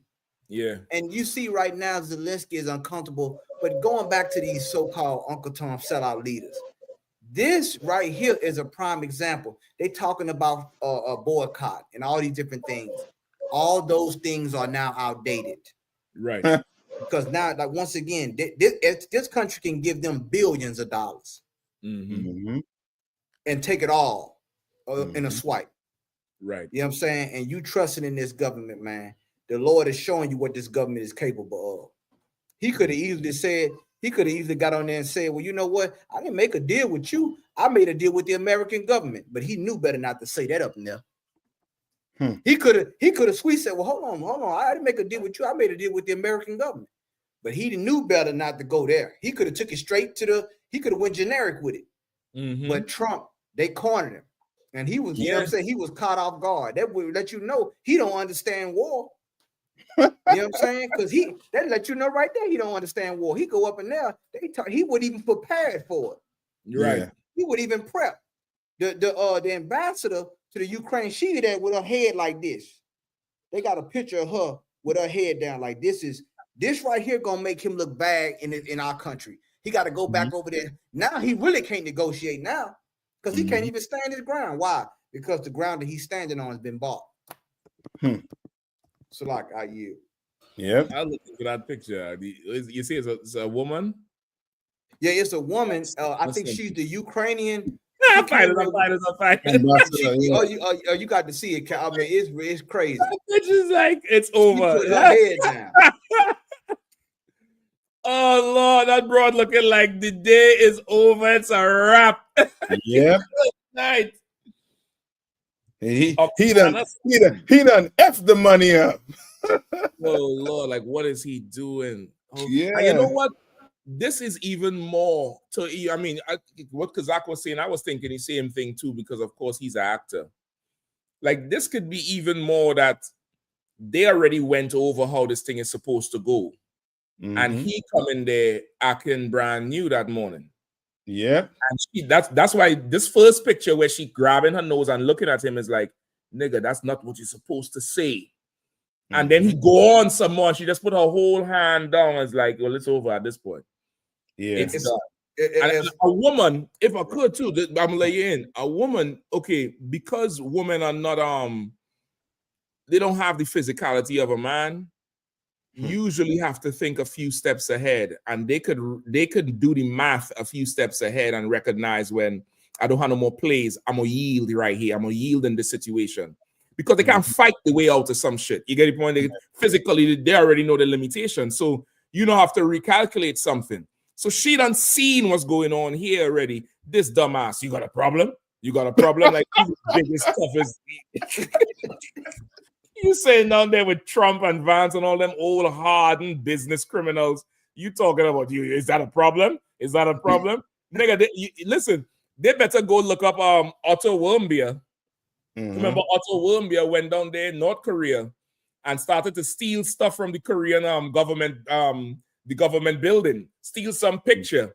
They held him in contempt and gave him life in prison. Otto Warmbier parents was crying, bring him back home, bring him back home. They sent him home in a pine box. They sent him home in a suit. Zelensky, you want to go home in a suit? God damn it, Slack. Whoever was going to jump in. Go ahead, Cat. No, you go ahead, Cat. No, you're right. Like he's saying, is there a problem? Yes, we've got 350 billion of them. Pull a calculator out. Yeah, we have a problem. Right.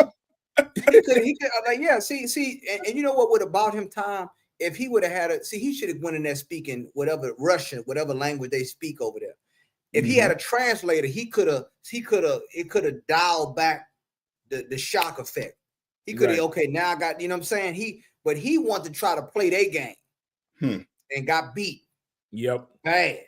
You know what I'm saying? Like it was so shocking on the international news. The people, they were sitting there, they was in silence for like about 10, 12 seconds. Like, what just happened? Yep. You know what I'm saying? Like, this is a political meltdown on a grand scale. But guess what? Once again, Zelensky is the one, took all that money. And now he has to try to, it's not even a negotiation now. Right. Because when it was under Biden, he had a little bit more of a negotiation. And I knew right then, Russia is stronger than Ukraine. And anytime somebody's stronger than you is trying to reason with you, they let you know they already won. They just trying to deal with the court of public opinion, so it don't look like they just coming in bulldozing. Because Putin could have definitely went in there and have a scorched earth policy, but he knows that these people are his ethnically, they are the same people, and he want to be able to rule over them people and not have too many rebellions. He want to look. I want to give you this. I want even the children that's orphans in that war. He bringing them back to Russia and trying to, you know what I'm saying, and educate them and so forth like that. I'm not no pro-Putin person, but I'm just saying some of the things that he was doing. And I'm sure the Ukraine had their own way of doing things as well for they better their people. But the main thing here is the counting the cost. He did not count the cost. He miscalculated. And now he has not only lost his country, but he done lost his integrity and his worldview as a leader. He was looking strong at first. Coming out the gate, he was looking strong. He was sending all them javelin missiles over there and all that. Oh, man, he was looking strong, boy. But, boy, they show you how time, just give it a little bit of time and see, it's about endurance. Yeah, just about being strong, come out the gate. War, you know, the scriptures say, man, it could be 1 year. It can be 15 years. You know what I'm saying? You're going to be tested in that thing. And for sure, he lost. The game over for them. And if I could jump in there, what all y'all saying is so heavy, and it's just when I watched it the first time, I was blown away. I'm like, they really going back and forth, because sometimes Trump was trying to say certain things. Like when he said, look, we had $300 billion in invested this, and then Ukraine, I call them Ukraine. Zelensky tried to say, no, it's not all 300 billion. It's less. It's less. And he's like, no, it is. And I'm like, man, I ain't never seen nobody go back and forth with the president like this on the news. And it just showed a lot. It showed a lot that the oppressor, the white man, is not like you think he is. Yeah. No, he's not all just so because usually it's just orderly and we have the deals, this, that, and it's very orderly when they do the White House things. But since he did it like this, just raw, you see it like it really diminished the White House, in my opinion. It really diminished the office of the presidency. You know, it diminished all the devils, in my opinion. It diminished them all. But, that's just, one of us looking at it. But if Zelensky had any type of real sense, he should have already known that Trump and Putin already was making the deal. That's what Trump was saying. They had a meeting without him in the beginning. Like, he should have known, like, okay, the person who's backing me doesn't want to fight the war anymore. So how can I continue to fight the war?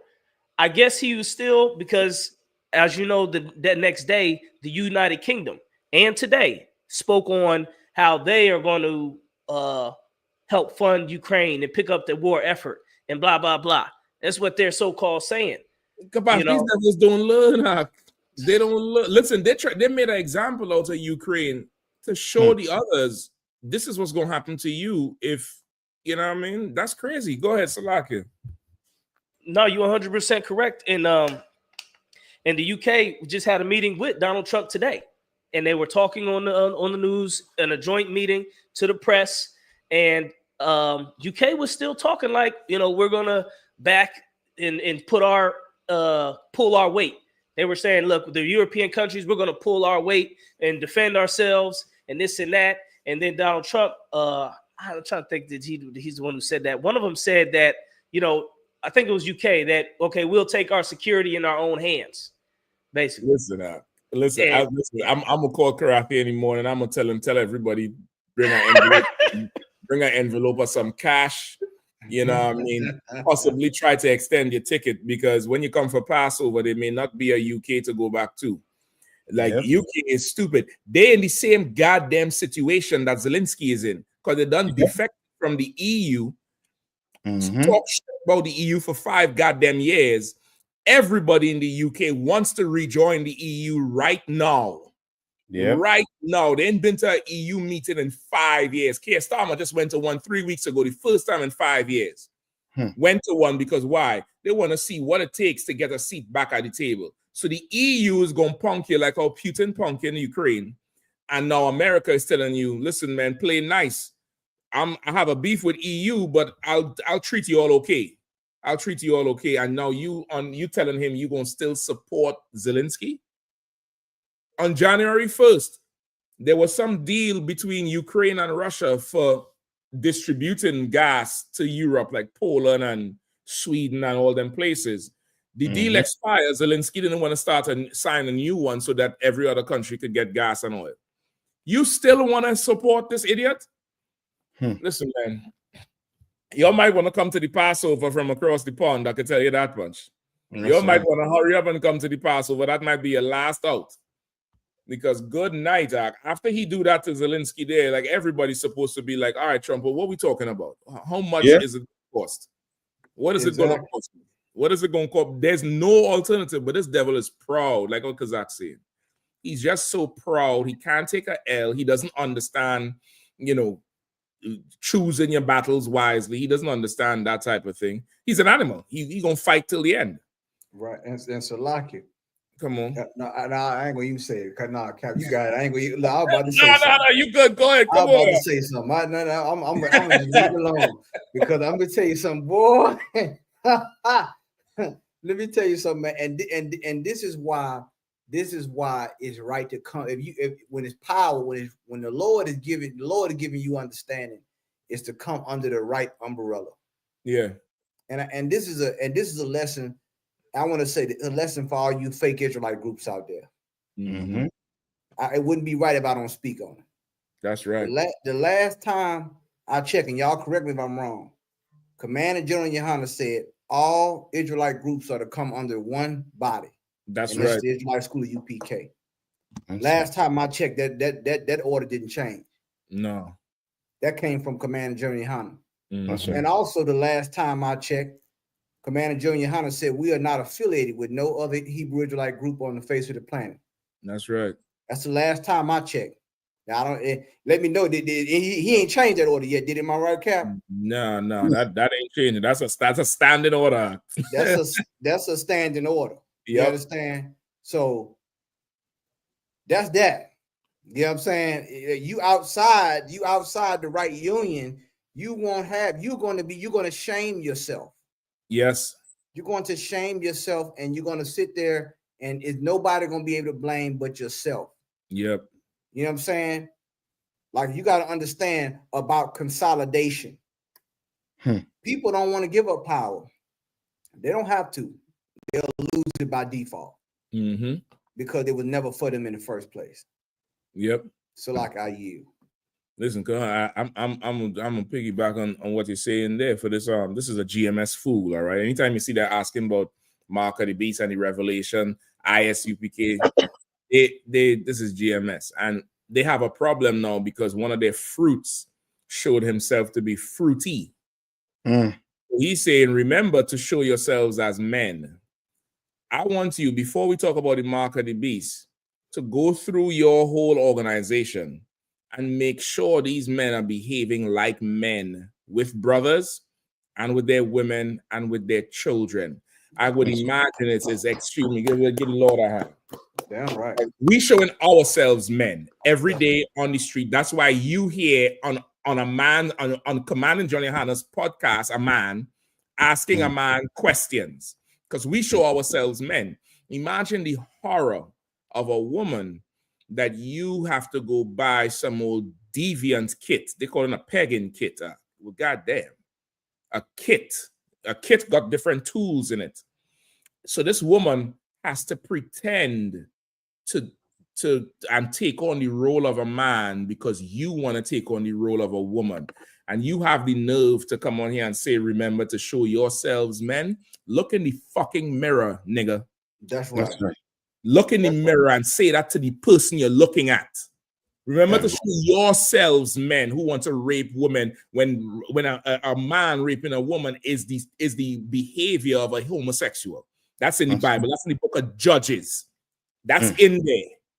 Remember that when you teach people that you could have sex with a 9-year-old as soon as she get her period. Remember that. If you want to say remember to show yourselves, men. Remember that shit, man. Remember that shit when you want to go buy whores. Listen, don't think we don't know. I got the file. I got a whole hard drive of y'all. I got a whole hard drive of you. We going down to Atlanta. We got the whole hard drive of y'all where them gangsters rolled up on your camp in Atlanta and was getting ready to spray the camp in the parking lot. And all y'all gathered in a room and cried because one of y'all was fucking this gangster's wife and taking all the goddamn money. Come to find out, he robbing everybody in the group. One brother buy a car for him. One brother paying his rent and taking all the goddamn money.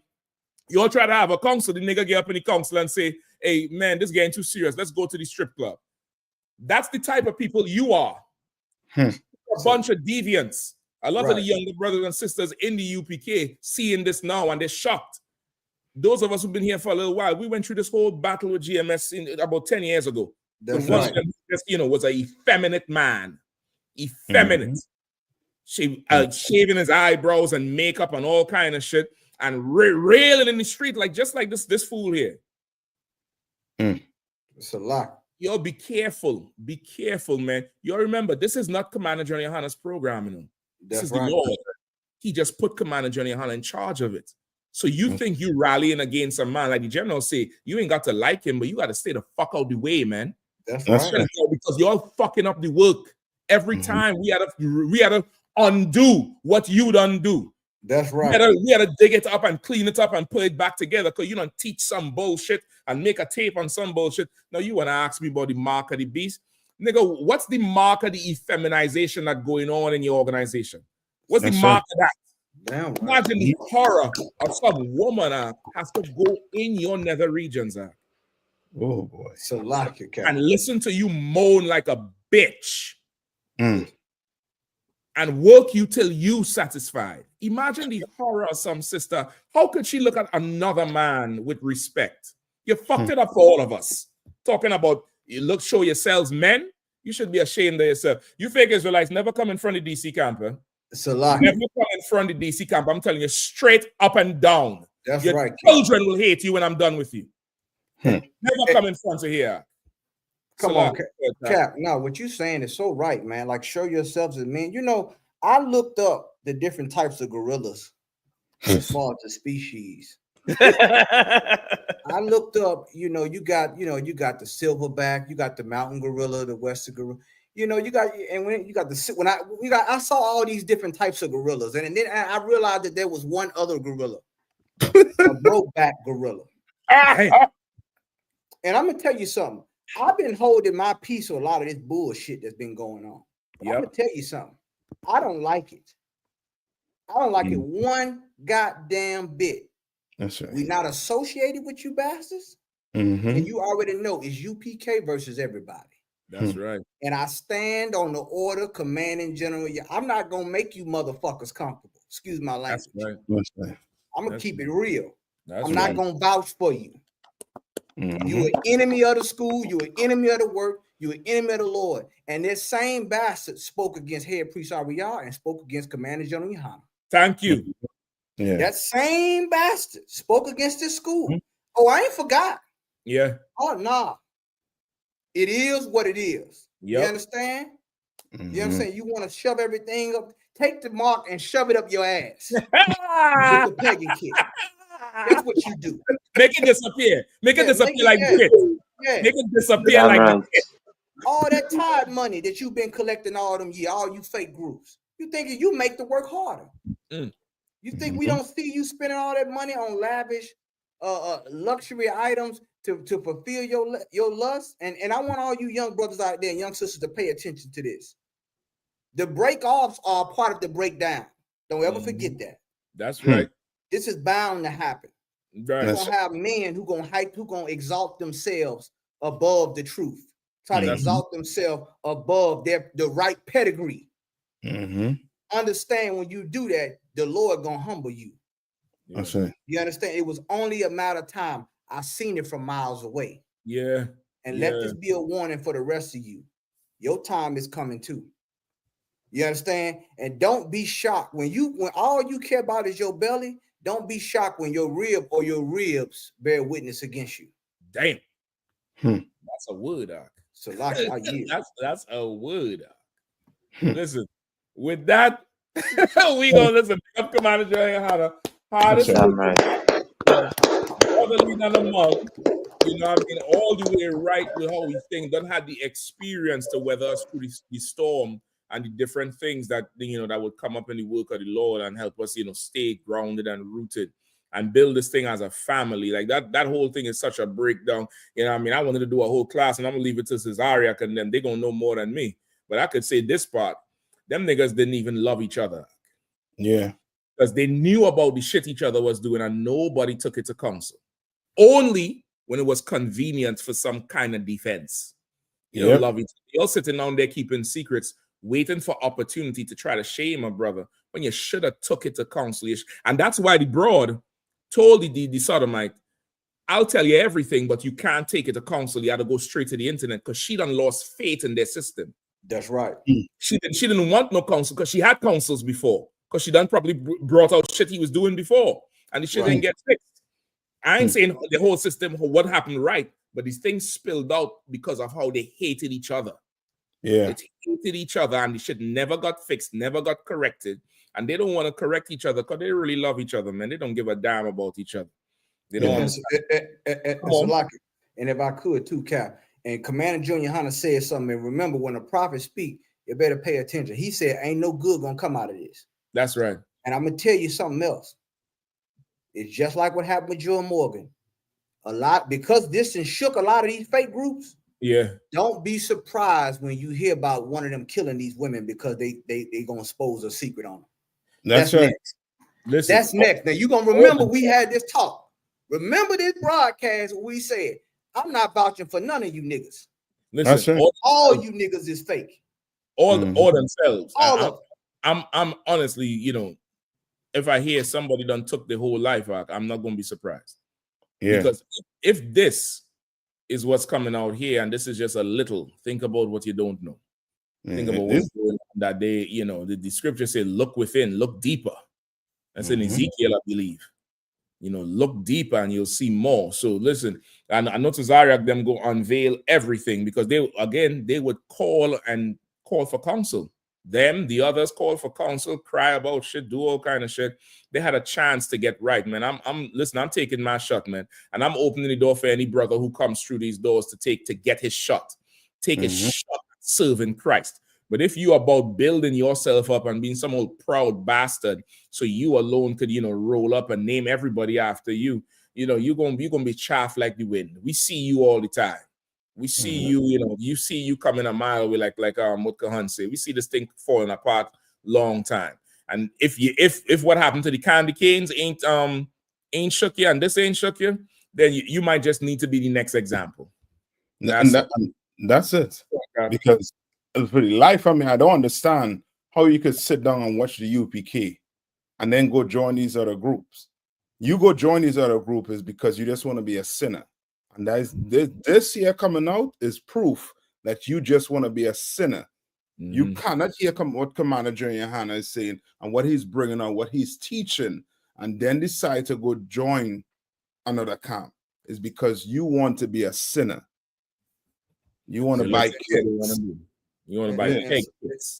And Salaka too, Cap, what you saying so heavy. They listen to the breakdowns. Yeah. The breakdowns that General Muhammad gives and Commander Junior Hunter gives in the scriptural breakdown class, they were not saying that 5-6 years ago. I remember. Yeah. Your breakdown, they take the breakdowns, but they don't want the order. No. And you got to understand that this is the same thing that happened with Christ and the disciples. That's why Christ said, my sheep hear my sheep hear my voice, not my words, because it's people that can take the words, but the voice is different. Mm-hmm. It's a different feeling when your father's calling you. You have somebody else knowing your name, but your father calling your name is a little bit different. Yeah. It's spiritual. Yeah.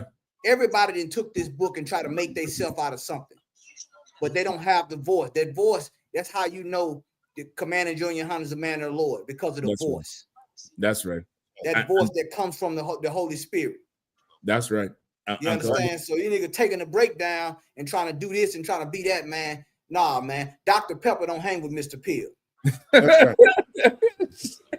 So like I yield. Listen, and Commander Junior Hunt is so right in his spirit where he says some things and it takes you some time to really get it.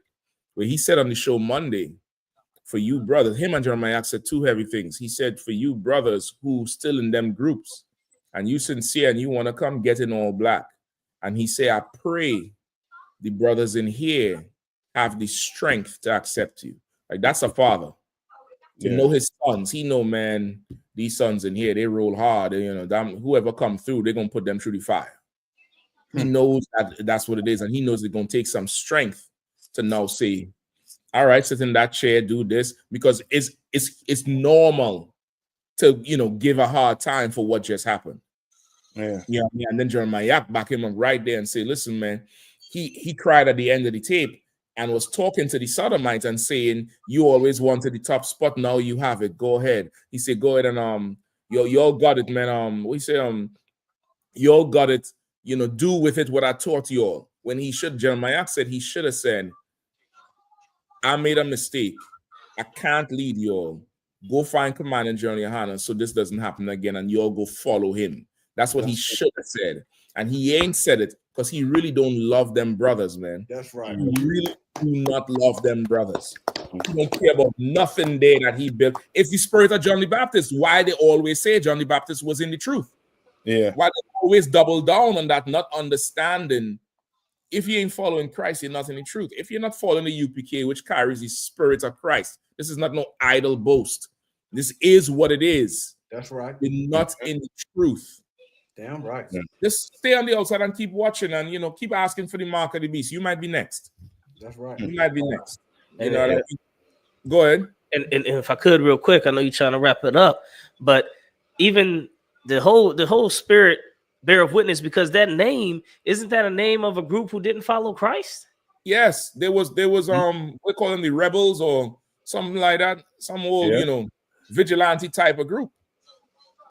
So I mean, and I'll say it's like there was a dude who said he on the Clubhouse, he said, you couldn't have paid me a few years ago, you couldn't have paid me to believe that this guy would do that. He said, you couldn't pay me to believe it.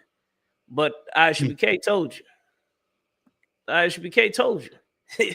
You know what I mean? So if you could see that in this unbelievable situation, but the ISUBK been saying it from the beginning, we're not affiliated. We're the home of the truth. These other cats is not the home of the truth. Right. But if we had the foresight to see that, what else are we right about? Because we only getting proven right over and over and over again. Not even us, it's the men above us that taught us. The ISUBK. Right. It's this is being proven right over and over and over again. So at some point, the only thing left, like the scriptures say, when you know better and you still do the sin, the only thing left is look of the fiery of judgment. Yeah. I'm kept paraphrasing, of course. It's just it's like we've been saying, it's going to get worse. That's right. Now this truth is here, and now it's like not even like you didn't have the truth and we're being destroyed. Now you're rejecting the truth and the destruction, and you're going to get destroyed. And that's a worse destruction. The scriptures say, he that didn't know better but did wrong going to get beat with few stripes. But he that kneweth better and didn't do it going to get beat with many stripes. Yeah. So now we're going to see it's going to get. You thought black people was going through it before? Israel was going through it before? We about to really be going through it the more we reject the truth. Yeah. So it's not right. It's time to get right. and Salaka too. And what you saying is so heavy, Kapash. You said something heavy online earlier. You said some things don't need a scripture. Some things don't require a scripture. Mm-hmm. These bastards asking about the mark of the beast. Take the pagan kit and shove it up your ass. Yeah. That's what I got to say to you. Take the pagan kit and shove it up your ass. That's right. And remember, your leader didn't want no lube. Right. And no numbing fluid. All right. Make sure there's no numbing fluid. And you tell me what revelation you get out of that. You tell me that brings you closer to the Most High. Right. You know what I'm saying? I ain't giving you no breakdown. I'm going at your throat. That's right. That's right. So That's right, man. I feel it. Listen, man. I feel sorry for you broads who in them situations, but you chose it. Just remember that you chose all of this. And listen, we gonna wrap it there again. Big up Command Journey, how the hardest working man in Israel, keeping us together, keeping us rolling, keeping us moving, keeping us rocking. It's a powerful Passover. 56 years in the game for the Passover every year, annual Passover. Rocking it out Atlanta, Georgia. We're going to be down there April 12th, all week from like April 9th, 10th, 11th, 12th, and the 13th. A whole week of events, kids' parties, babysitting, lamb slaughter, scripture breakdown, all black party, Hebrew Academy graduation, and the trials. It's going to be epic. It's going to be a movie. That all black party lineup is insane. You know what I mean? I saw the interview, Captain Kahan. You did that with what's his name? Pastor Troy, DJ Jelly in Atlanta. Pastor Troy, DJ Jelly in Atlanta. If you all know Atlanta, you all know them names, man. Command and Journey Hana is putting on an epic display for you all. You know what I mean? Don't forget what is March 15th? Proud Boys. Yeah, March March 15th at noon. The general going to be, rocking on the Proud Boys interview. Enrique Tarrio again back for the third time. He didn't listen the first and the second time, so he had to do the time for the crime. But he gonna be back this third time. I want to see what he gonna be saying now.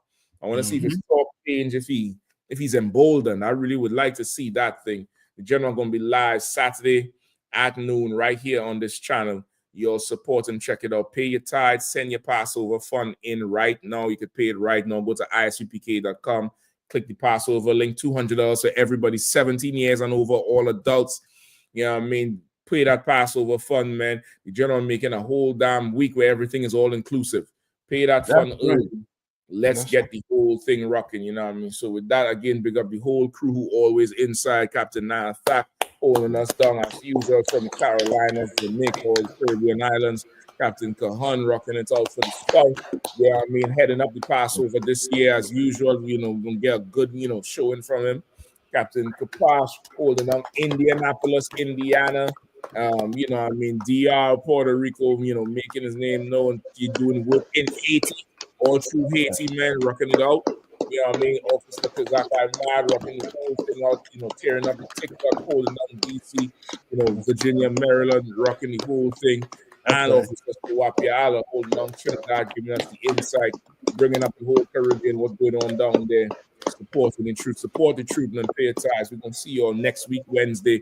Like, share, and subscribe. Yep, thumb. Have a thumb.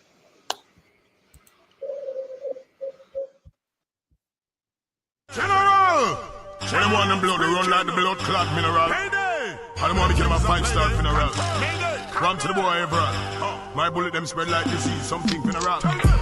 Talking about guns, them sing it. Alliance, we sling it. Bullet, we fling it. War, then bring it. Boom, from a minute. Make sure to win it. Me worry don't know. Limit with them war. Gimmick them a clown and them a mimic on a photo shoot now. Flim it, miss bust the street like them it. Get away camera now. Bring it, get them a sudden. Finish the mice and them the finish and a pop with now. Finish your wish. That you was the general. What you know about the general? Man, your boy Pastor Troy going all the way up with you, man. You already know. Friday, April 11th at the Atrium. Yeah, man. Doors open at 8 p.m. You already know. We're going from 8 p.m. to 2 a.m., man. You already know it's going all the way down. Your boy Pastor Troy, DJ Jelly performing live. And then we getting out there, man, Saturday, April 12th. It's going all the way down for the Passover. Yeah, man, you already know. At the Marriott Marquis downtown. Yeah, man, we're going from 5 p.m. to midnight. You already know. Hosted by Commander General Johanna. Your boy Pastor Troy gonna be in the building, man. Y'all boys holler. General! Tell them want them blood, they run like the blood clot mineral. Mayday! I don't want to kill them a 5-star funeral. Ram to the boy, Everett. My bullet them spread like disease, something funeral. Talking about guns, them sing it. Alliance, we sling it. Bullet, we fling it. War, then bring it. Boom, from a minute. Make sure to win it. Me worry, don't know. Limit with them war. Gimmick, them a clown and them a mimic on a photo shoot now. Film it, this bust the street like them it. Get away, camera now. Mimic, give them a sudden. Finish the mice and them diminish. And a pop with now. Spinish your wish. That you was the general, general, general, general, general, general. What you know about the general, general, general, general, general? Welcome to Atlanta.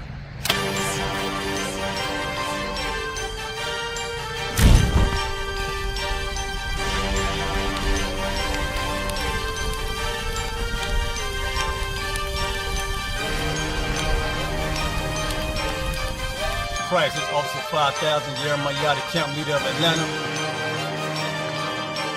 Passover 2025, starting April the 9th, we got the lamb slaughter. April the 10th, we got General Muhammad's class. April 11th, we got the black party that's gonna have the Hebrew graduation. April the 12th, in Atlanta, Georgia, the 56th annual Passover, the only Passover under Commander Junior Hunter.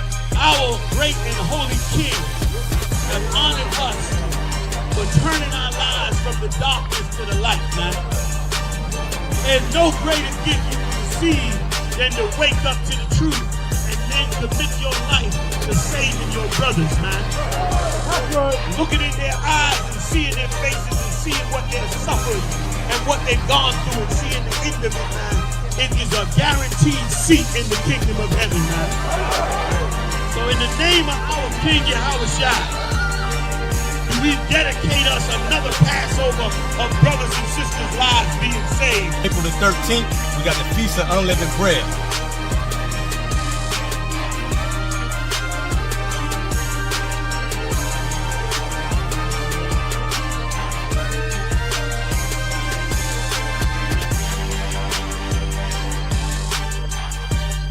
Shalom.